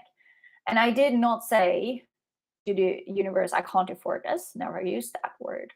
Because I've read in a book, like, if you want something, you should never say, I can't afford it. You should say, how can I afford this? So I really used that, how can I afford this? And the cool thing is that money appeared. Money really, really appeared. Not from everywhere, like, yeah, but it did. I realized that actually I had an old like fund that I didn't know. I wasn't aware that I had that money. So I had money there. And then I had money like in different places. And money just came in. And then I was like lacking 1,000 US. And I did not want to borrow the money. So somewhere inside myself, I knew that I did not want to borrow any money from my husband. That was like, I'm gonna do this myself. And I think that he didn't even offer that either. Actually, if I should speak to full truth. So, but I'm not sure about that. Maybe he did. Can't really remember. But I lacked 1,000 US, and you know what happened? The tax return came, and the tax return was at the exact amount that I needed to move forward with the training. So I came to London. This was about 3 months after I first found Marissa, and I had the privilege to be one of the people up on stage that she would do like an example with. So we had a day where we worked on specifically fertility. So I was like, okay, I really want to volunteer for this. That was my full intention when I came there from the first beginning. I was like, I truly want Marissa to do a session for me. Marissa takes me into hypnosis. I was terrified of hypnosis, by the way. I was like, what if I can't see anything? What if something horrible have happened in my childhood that I can't remember and that I don't want to know? What if everything is just black? What if I'm a bad student and stuff like that? Because I was going to do this in front of 30 people. My first hypnosis session. I think I was scared. Yeah, I felt sick for like 3 days prior. Anyway, we go back in hypnosis. She goes like, why is your body not, why you're not getting pregnant? And I went back to my own birth. I told you a little bit about my own birth in the beginning of this live. So I went back to my own birth and I said, because I felt like this baby trying to get out. And I was like, I can't breathe. I am stuck. I am terrified. I don't know how to get out. I can't move. I'm so afraid. Like I felt this panic in my whole body as an answer to why I was not getting pregnant. Pure panic, pure fear, and this feeling like can't breathe, can't breathe. At that time, some people are afraid that they're going to see too much in hypnosis. Let me tell you, you never have to be afraid that you're going to see too much in hypnosis. None of us understood what this memory meant. When I said, I can't breathe, I can't get out, I'm afraid, we didn't understand what that meant. Marissa thought that that meant that I was small, that I created this belief that I have to be small in my body in order to be safe, in order to like get out of the womb. And this is why like I created a very like thin body, and that's why I couldn't get pregnant, because if you're pregnant then you're big. So that was kind of the conclusion that we draw from that event. So not saying that that was Marissa's fault or anything like that, but that was just a conclusion that came out because that was all that we were ready to know. And during this training also, when I started to do hypnosis with other people, because we started to practice, when I was like, okay, no, that's a part for, no, okay, I will say this now. So we started to practice on each other, and this was the first time in my life where I felt, because Marissa gave us scripts. She gave us scripts so that we could really get somebody into hypnosis. And I was like, I know this. I put the script aside. I closed my eyes and I trusted the flow. I felt I know what to say. And people were really going into hypnosis really, really, really deep. And I couldn't, like, I got scared because they got so deep in hypnosis. I didn't know what to do. At one point, I left somebody in hypnotic state and I had to go and grab one of the teachers. I was like, what shall I do? She's in hypnosis and I can't get her out and I don't know what to do. And they were like, that's fine. So they started to take over and kind of ask her questions and stuff like that. This woman in hypnosis, Caroline, my friend. But anyway, so that was the first time in my life where I felt I was good at something. Remember how I said with the journalism and everything that was like from my head, like I'm going to get that journalism job. It's a good job. I will get a good position and I will be at the top of the world and I will make a lot of money and all of that. But I felt so much performance anxiety, top of the world and I will make a lot of money and all of that. But I felt so much performance anxiety. There were so many mornings I woke up feeling so sick. I felt so dizzy, and sometimes I couldn't even stand up because the dizziness was so hard. Now I'm there at the training to become a therapist. Me, who didn't like, I believed I didn't care about people. I believed I only care about myself. Then there I was sitting there helping people to go into hypnosis, and I'm like, I know this. That was the first time in my whole life I felt I am good at this. I'm really, really, really good at this. Have you ever had that feeling where you felt like, this is my thing? This is my thing. Can you relate to that feeling when you felt that this is my thing?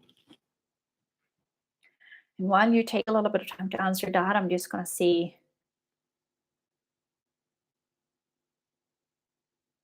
Okay.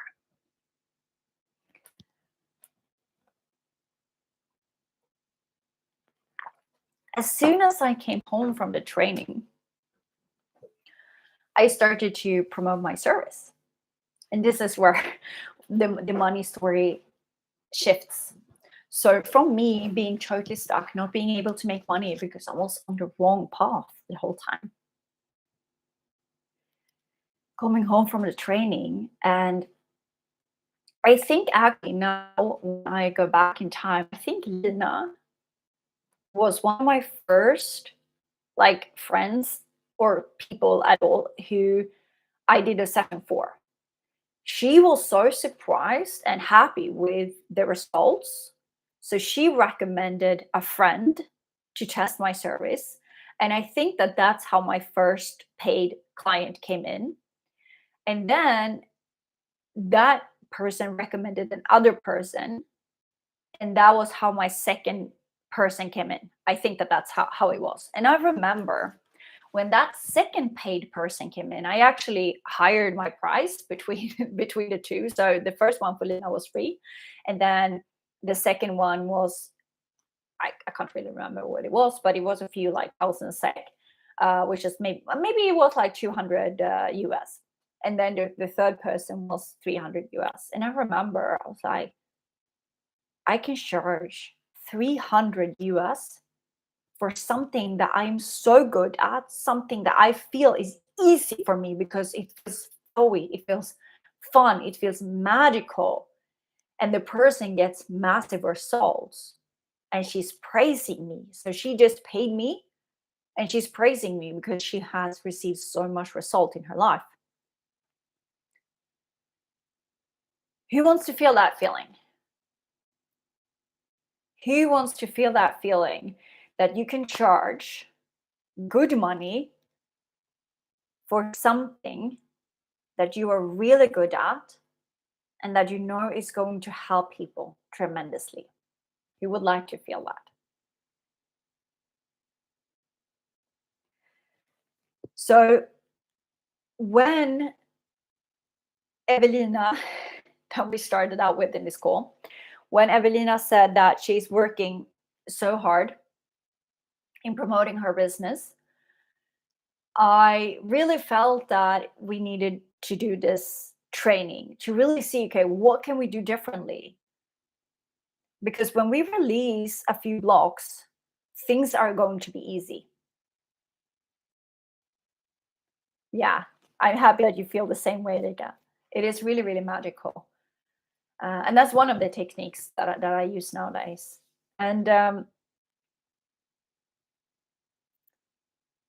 I saw that, like, when we know how to do stuff, we can actually bring in clients very, very fast. And the interesting thing also, to just coming back to my story, like what happens when we follow what we are supposed to do. So here I started to make my own money. And I felt so good because I knew, like, okay, I'm making my own money. I grew stronger and stronger and stronger.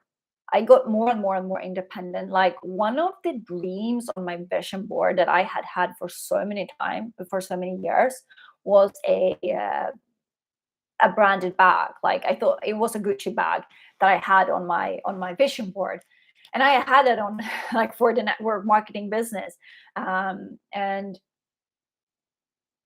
I didn't like like my vision board. I had this luxury life that I wanted to have on my vision board, but I felt so stuck. But I still had a vision board, and one of the things on my vision board was that branded handbag. So anyway, I started to make my own money, and my business were really growing. And I will give you the details in the next live session that I will let you know when that's going to be.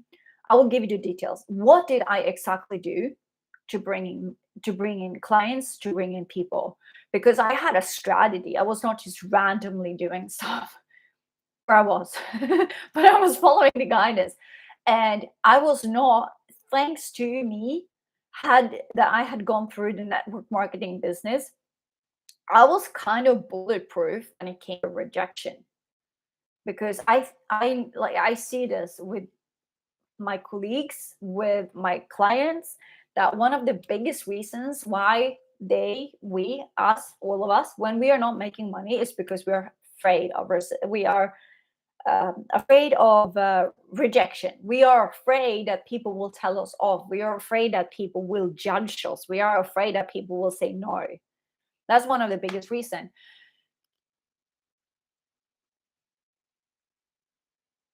Nada, I'm still thinking what is really, really my thing. Yeah, you will come to that. Like, the more you get, like, the more you are on this journey. And this is okay. This is something that I really want to emphasize.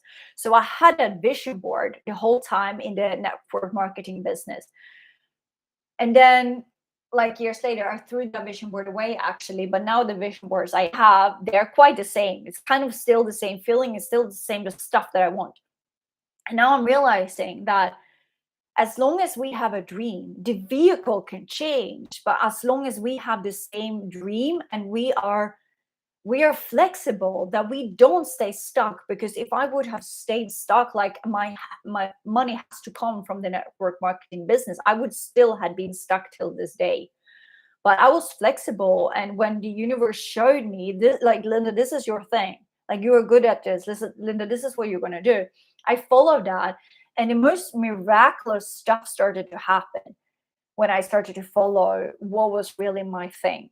So I started to make money, and I realized quite soon, like, I'm not in the right relationship, even though it was a beautiful relationship. But I realized, like, I've been living in the shadow of somebody else for all these years. And I'm not happy. And I'm not happy with the city I'm in. I'm not happy with the different works that I'm doing. I'm really not happy in the network marketing company. I hated that vehicle. So I left. I left my life. I really, really left everything. And very soon, remember my cousin Sarah that I told about, the guy I dated who later became my husband? Uh, so she was like, let's go to Thailand. Her parents has an apartment in Thailand. And she was like, just take off. We take off. She was going to go for 3 months, and I was going to come with her for 1 month. So I booked my ticket, my plane ticket. And then her ex, he's her ex, he said, well, Sarah is going to sit in the front of the airplane. She has bought like business tickets, and I don't want you. So her ex boyfriend said this, I don't want you to sit in the back. I want you to be able to sit with Sarah. It's going to be good for the two of you if you can sit together. So he paid for the difference between like my ticket and my ticket for the business class. So I was like, hey, money is coming in from everywhere, and the whole universe was just like lining up, from me being so stuck to my cousin's boyfriend now paying for my business class ticket. I've never been in a business class before. I remember when we were sitting there in Arlanda before we take off, and we're sitting there in business class, and I'm like enjoying the space, enjoying the chair and everything. And I say to her, I'm like, I know now the world is my playground. I received that message so clearly. The world is my playground. This is the start of my freedom. And in Thailand, that was the first time where I was abroad having client meetings. So I had having client meetings. So I had clients at that time where I made money from Thailand, and that was such an incredible feeling. We were by the pool at the daytime because Thailand is 6 hours ahead of Sweden, and I had Swedish clients. And then in the afternoons, I had client meetings. And I was like, this is amazing. This is real life. This is life. So that's kind of how incredible things can actually start to happen and unfold when we start to follow our flow and our really, really guidance. Moving on a little bit more. So after Thailand, I came back to Sweden. Look, okay. So I never mentioned any emotions like splitting up from my ex-husband. So I still did not get pregnant, obviously, after the training and everything. And those were the most devastating. But now this is not a fertility training, so I'm not going to go too deep into that. But that was the most devastating time of my life, actually. When I still, after the training, did not get pregnant, because now my head was so focused, like this will happen, this will happen, this will happen. I programmed my head so much for fertility, like this will happen, and it still didn't happen. And I cried month 3 after the training. That was like the worst month, I think, in my whole life when my period came. That was absolutely horrible. But anyway, we're not going to go into too much on detail on that, since this is a money training. But the whole point from the first beginning was that I was going to work with fertility clients because that was the whole reason why I found all of this. But I realized I couldn't, because I didn't get pregnant myself. I thought like I can't be authentic in showing up with helping other people to get pregnant, because it didn't happen for myself. So I believed. So I started to help people with other, like, this will all be a part of the training, where we will go into this thing about like picking your niche, picking who you want to work with, because that's going to be super, super, super important, because most people have no clarity at all. And this is why the business is not going anywhere, because they have no clarity. They're kind of marketing their service like, oh, I do RTT, or oh, I do whatever it is. And people don't want a method. People want the result. People are not working with you, whoever you are. They're not working with me because of our, like, they don't want another session. People want result. People are in pain. So I started to, like, okay, I was like, okay, what have I done? If I'm not pregnant, what have I done?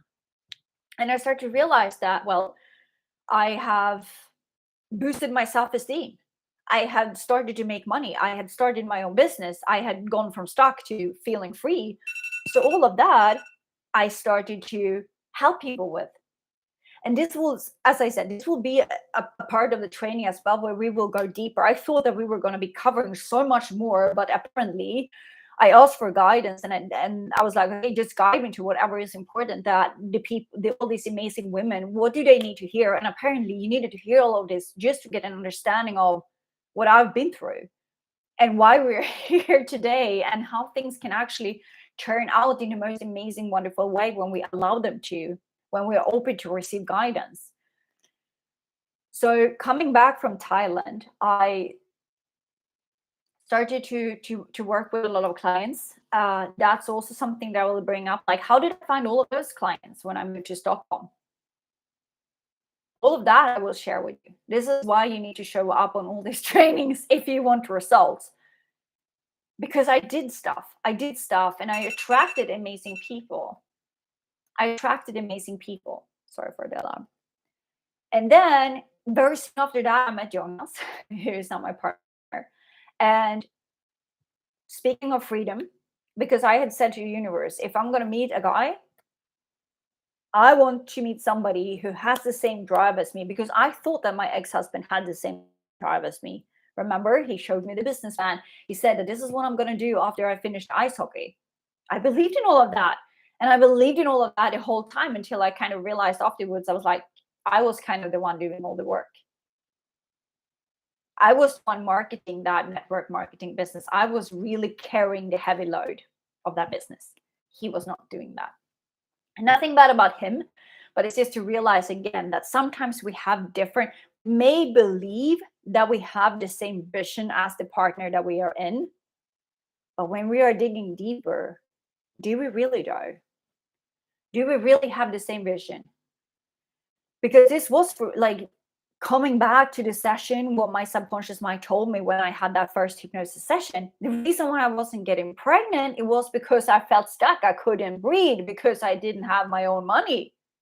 That was the reason why I was not getting pregnant, because I told myself when I was 4 or 5 that I'm going to be a stay-at-home mom with a lot of money. I'm going to have my own freedom. And the life I was living in Luleå, I was completely stuck. I couldn't breathe.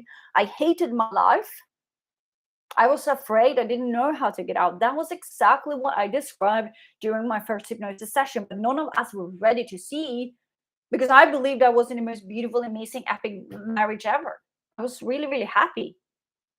So I didn't see that that was the issue. But it was. My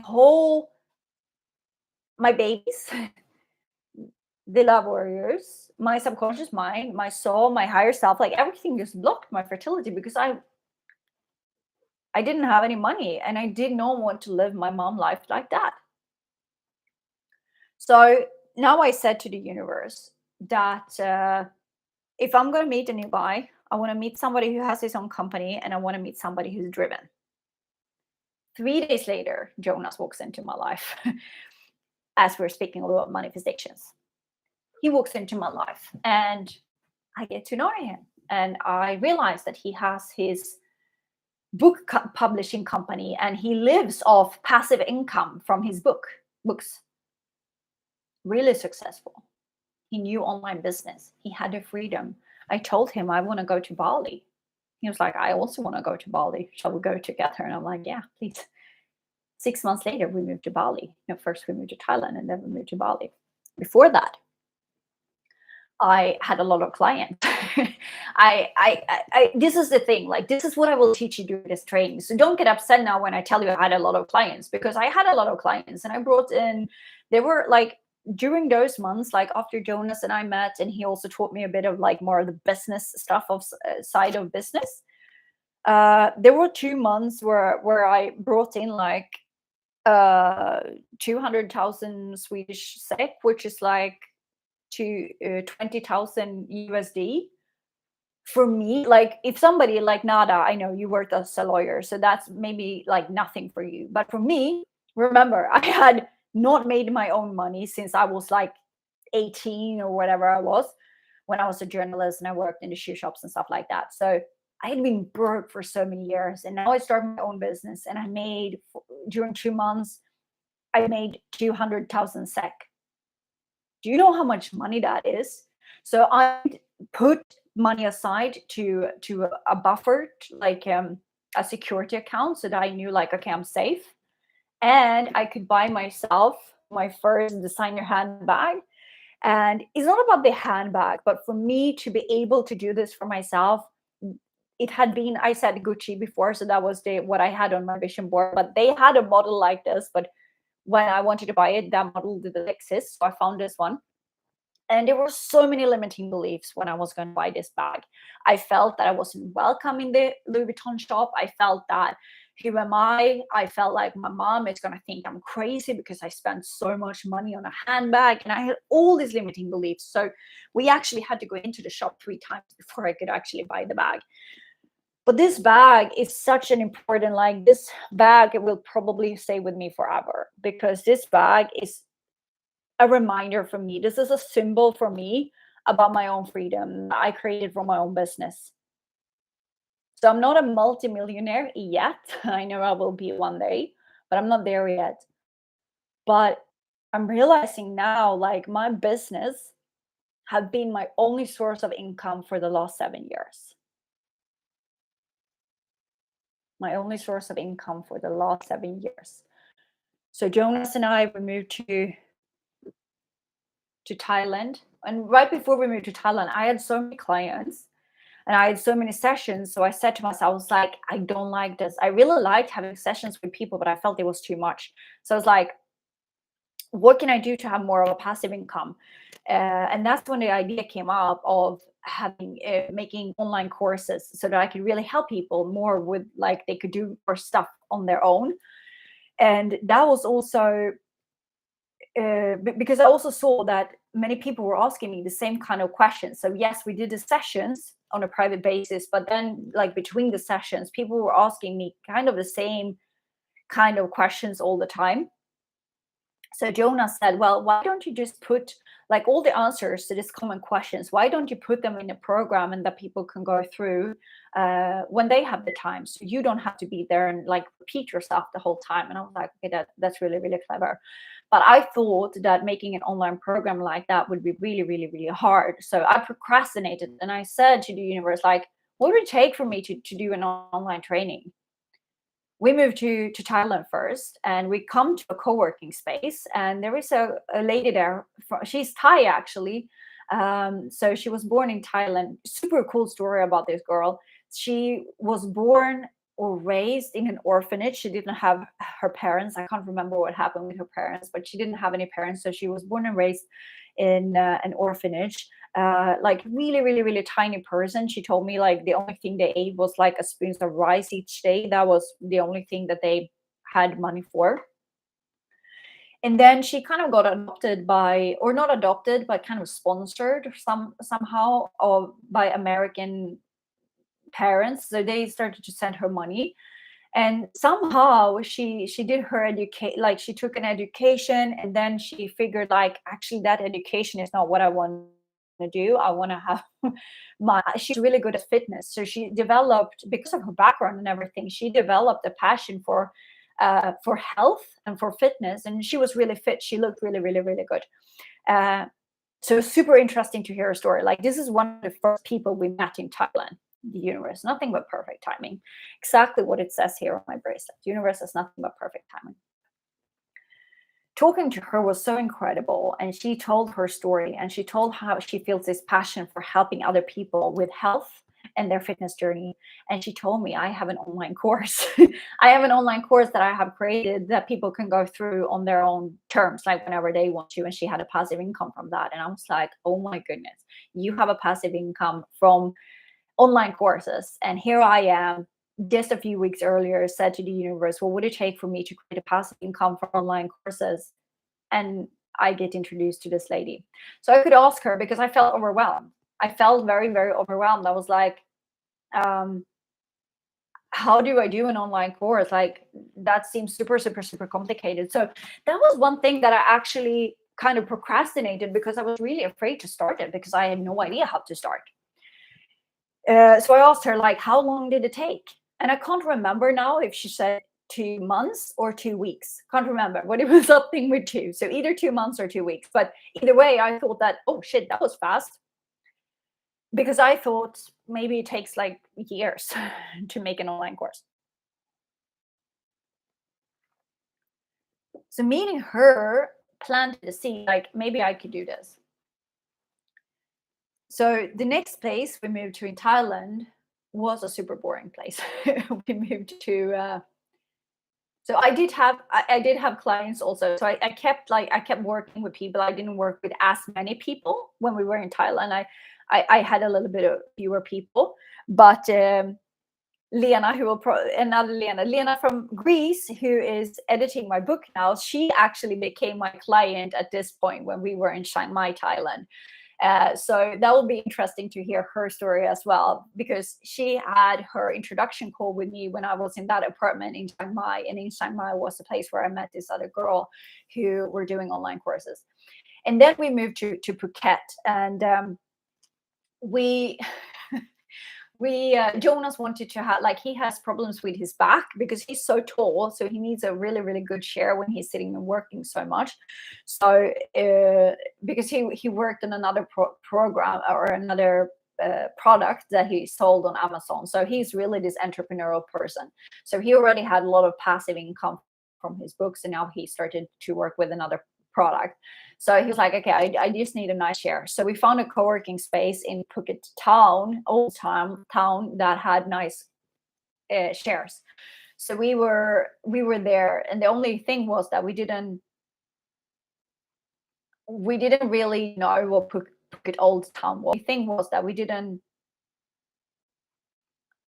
really know what Phuket Old Town was before we came there. And that's a learning. Like, if you ever want to be a digital nomad, make sure that you check the place out before you actually book an Airbnb for 2 months. We didn't know that. So we booked an Airbnb for 2 months, and realized quite fast that we absolutely did not like that place at all. So the apartment was not so, there was nothing wrong with the apartment, but it was so basic. Like, the lights were like really, like school food court, like lighting. It was so unnice, the apartment, even though it was like clean and nothing really to complain about. But it was not nice. It was not the vision that we had of like living life in Thailand, so to speak. But again, universe has nothing but perfect timing. And I was like, okay, how can I do what can I do when I'm here now in this super boring place in Phuket town? What can I do? And I'm receiving an impulse. This is where you're going to do your first course. And your first course is going to be how to get comfortable in front of the camera, based on, again, what I said before, your niche, like who you are going to help can shift. But when we can figure out, like, what have I actually mastered that I can teach other people? And I had went from being super uncomfortable in front of the camera to being super comfortable in front of the camera. Hello, camera. Uh, kidding. But so I received that impulse, like, okay, you're going to do your first online course now, and it's going to be called How to Get Comfortable in Front of the Camera. You're going to teach people how to show up in the world as their authentic selves, for people who want to build their business, who understand the importance of being in front of the camera. This is also something that we will go through during this training. We will go through why it's so extremely important to show up on camera. I know that fear may coming up right now, so don't leave because you feel the fear. The fear is a good thing. It's just showing us there are blockages that we need to release. And many of these blockages actually come from the old witch wound that my higher self, yesterday when I had the session with Lena, my higher self told me, You need to do a session for the women on healing the witch wound. The witch wound is basically going back to when so many of us were incarnated here on earth, and we were showing up, we were speaking our truth, we were showing up with the gifts that we had. I was a lady who could actually look into the future, and I was looking at, this little thing that you look in the future. And I lived in a caravan. I was like a hippie, and I looked really, really, really nice. And I had this nice dress on and stuff like that. I've seen this in a past life regression. So I'm looking into the future and helping people, and people are coming into my caravan and stuff like that. And one day, a lot of men comes into my caravan. They drag me out to the open space, like, and they rape me, and then they rip my whole body apart. That's how I died in that life. It was pretty horrible. And that's part of the witch wound. So like, you probably heard of the witch hunt, like you probably read about that in school. At least in Sweden we read about that. And it's like the witch wound is real.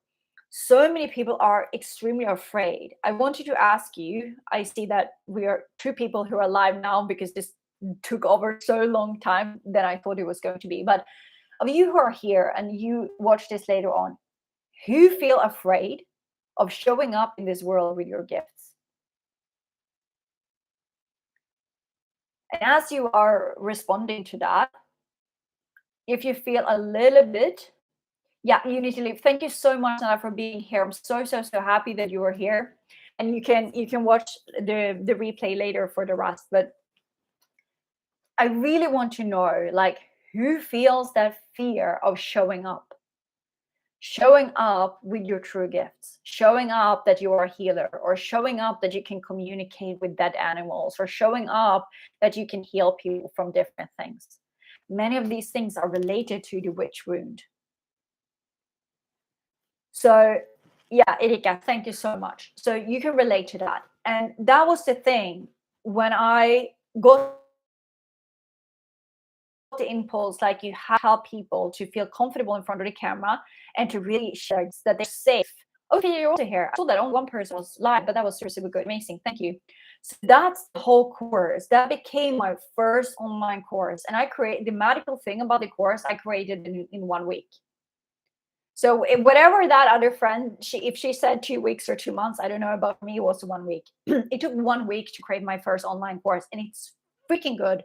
I watched because I was going to tell you that I have created it. Like, this course have helped so many women to step up into their true potential when it comes to showing up on camera. That's my first online course that I did in Thailand. The universe placed me, I know this, or I placed myself, however we want to look at it.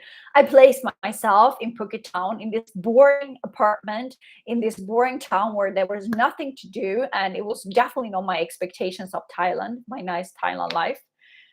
But I placed myself there so that I could be bored enough, and so that I would actually get the course done. That's what I had asked for. And there are so many times we have asked for things that we may even not remember that we have asked for, but we have asked for them. And now the whole universe is co-creating with us. There are so many times we have asked for things that we may even not remember that we have asked for, but we have asked for them. And now the whole universe is co-creating with our soul so that we can actually fix that.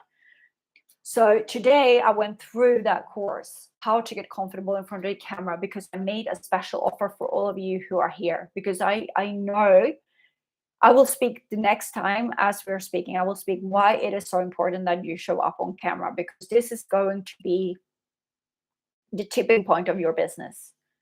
This is going to create such a big difference in your business. And this is why I felt like, okay, what can I do for all of you today? Except from like everything I already do, but what can I do more? So I decided to discount the course. It's normally sold for 88 USD, and I discounted it with 50% for all of you who are here in this live stream. So it's 44 USD as a gift. Because I want you to get started. Like, I really want you to have the opportunity to get started. Because once you can get started and become comfortable in front of the camera, your business is going to change. There will be more stuff to it that we will go through during this training, but it's going to be such a vital part of your business that you are showing up on camera and showing your uniqueness. There are included a hypnotic recording in that one. It's programming your subconscious mind to follow your soul, to show up as your authentic self. It is so beautiful. Like, I listened to some of those videos today and I was like, I'm so surprised. Oh, not surprised, but I mean, I'm so proud. I'm so proud. Like, I'm so proud, and I'm just so happy for that version of me that I what was now like 5 years ago. I'm so like the course is incredible, and I learned like I was like, okay, I'm learning from my own stuff many years later. So that's absolutely incredible. So what I will be doing is that I will post a link to the training so that you can access it to 50% off. It is my gift to you so that you can hopefully feel more safe in starting it, because I know what it feels like to make investments in yourself in the beginning of your journey, especially if you're not making so much money, which is why we're here, right? So this is why I discounted it. So hopefully that will help more of you to be able to actually make that decision to get the course, because I know that it will transform so many of your businesses and so many of your lives. Because when you start to show up on camera as your authentic self, like, everything will change. Going on, Phuket town, then we moved to the lower part of Phuket to a super nice place, Nai Harm Beach. From there, moved to Bali. We're in Bali for 1.5 year, and all this time, my business supported me. It's really pretty epic. From being so stuck in my old life, from feeling so frustrated, nothing was working out, like, and now living my dream life. And it was in Bali where I was like, what is this about becoming a mom? Like, do I eat? Like, I had a life crisis in Bali because my life was so good. I was like, I'm living the dream. This is the dream I have been looking for my whole life, having the freedom, working whenever I want to, being on the beach with my laptop, sitting in the jacuzzi at the top of our villa, watching the sunset, having a cleaner coming to our house 3 times a week, having a private chef that made uh, food for us and put it in our fridge so that we would have like nice prepared food. That was incredible. Like, my life was incredible. And I supported myself with my business. And I was making a difference in the lives of so many people because of my business. And I think that this is kind of where we're going to end today's call, because we are 2 hours and 15 minutes into the call. This is my backstory. And as I said in the beginning, it's so important that you. Okay, there was one more thing that I realized. Okay, I'm not going to leave you with that. Um, and my daughter, because I channel the spirit babies, my daughter, she said all the time, Linda, it's okay. You don't have to decide now. You don't have to decide if you want to become a mom or not. But it was really a life crisis because my life was so good. And then I got so confused. I was like, okay, now I've been like struggling with infertility for 5 years. And now I'm with a new partner, and we're definitely not trying to get pregnant. And I used protection to not get pregnant because I knew I wasn't infertile. I just knew, like, it was my old life that made sure that I wasn't getting pregnant, right? But I was like, I don't know if I want to, like, I've spent so much time trying to get pregnant. And now I was like, my life is so awesome and I'm so free. Like, why would I ever want children? Because I believed in the beginning, I believed that children would make me happy. How many can relate to that feeling? I know that many of you who are waking up more and more to your own truth, you also realize, exactly like me, that you thought that the kids would come in to make you happy. And now you're starting to realize that, hey, the kids are not supposed to come into your life to make you happy. You are supposed to make you happy first, and then the children come in. They come into like an extra spice in your life because you, together with your kids, are you are supposed to do such a great thing here on planet Earth. You're supposed to live in freedom together. So my daughter, she told me this all the time. She was like, don't worry, you will know." And as soon as we moved back to Sweden, I was like, I think I can see myself becoming a mom actually. So, but I was like, but it's not now. This is now 3 years ago. Uh, because the whole time I was like, well, I want more of the passive income. I knew like how to get clients. I knew how to work with people. I knew how to make money from that. But I did not want another job. Like I did not want, like when you have a lot of clients, it's basically another job. You're putting yourself into another job. And I did not want a job. I wanted freedom, right? Remember the drive for freedom the whole time.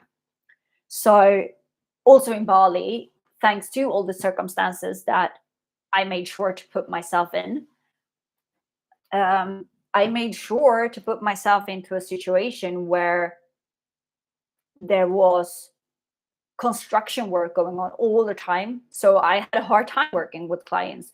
So instead, what did I do? I was like, okay, what can I do? Well, I can create an online course.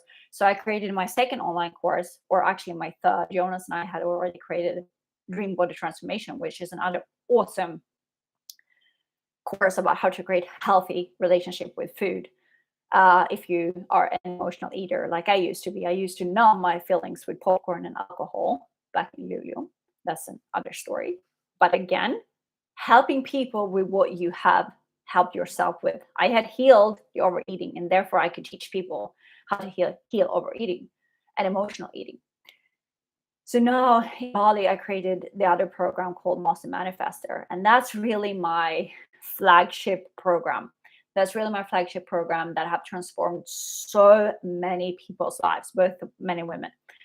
It is absolutely incredible. It's really about like how you become a master manifester of the life that you truly want to live. So thanks to my soul, myself, the universe putting me into all of these construction work situations where I couldn't work with clients, the master manifester, I give birth to that program. And it till today, and hopefully forever forward, that program is going to keep and are transforming so many people's lives. And that's magical. So now I have 5 online courses. My book is very soon done. And all of this is working like as a spider web with bringing in passive income at the same time as people are learning and growing, which is absolutely amazing. And now I know, like, yes, for sure, I want to become a mom, but not now. I want, like, I have set a goal for myself of how much passive income I want to have in my life the day I become a mom. Maybe I'm okay with getting pregnant before I reach that goal. I'm not sure. We will see. I don't need to know that right now. But there we have it. And this is what we will be going through. I hope that my story, that was super long. I hope that my story gave you kind of an insight of my background, of how I took back the power of my own potential when it comes to building a business, when it comes to making my own money, when it comes to getting back in charge of my own life. Because as I said in the beginning, it's so important that we understand who is it that I take advice from. Does this person have the result that I want to have? Or has this person worked with other people who have the result that I want to have? So I see that we are 5 people live. So I think that it resonated with you. Hopefully it did. And hopefully you are super, super, super excited to learn more about the house. Not the house as in housing, but the how-tos of how we are doing all of this. How do we go from 0 to 10 to our 10 first clients? Because that's like literally that's easy. Once you know it, you know it.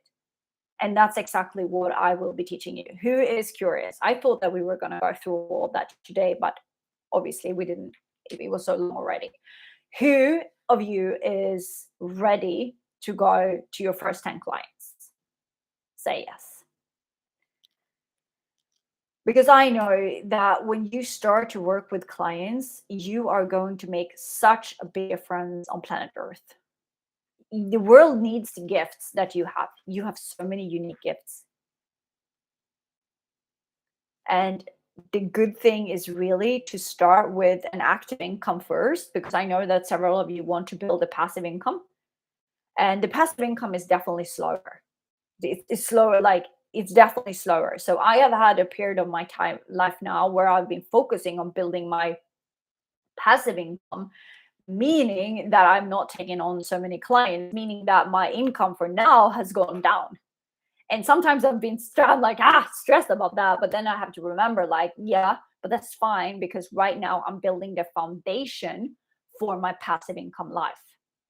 Because I love working with clients, but I want to work with just a few clients that I can really put my heart and focus into. I don't want every client to come in to just be like a number. That's not what I stand for. Fantastic, ladies. I'm so proud of you. Thank you so much for sharing this space and this time with me. The next time we're going to go in more on details. So I will see where I will be posting like the information, what time and date and stuff like that we will go live the next time.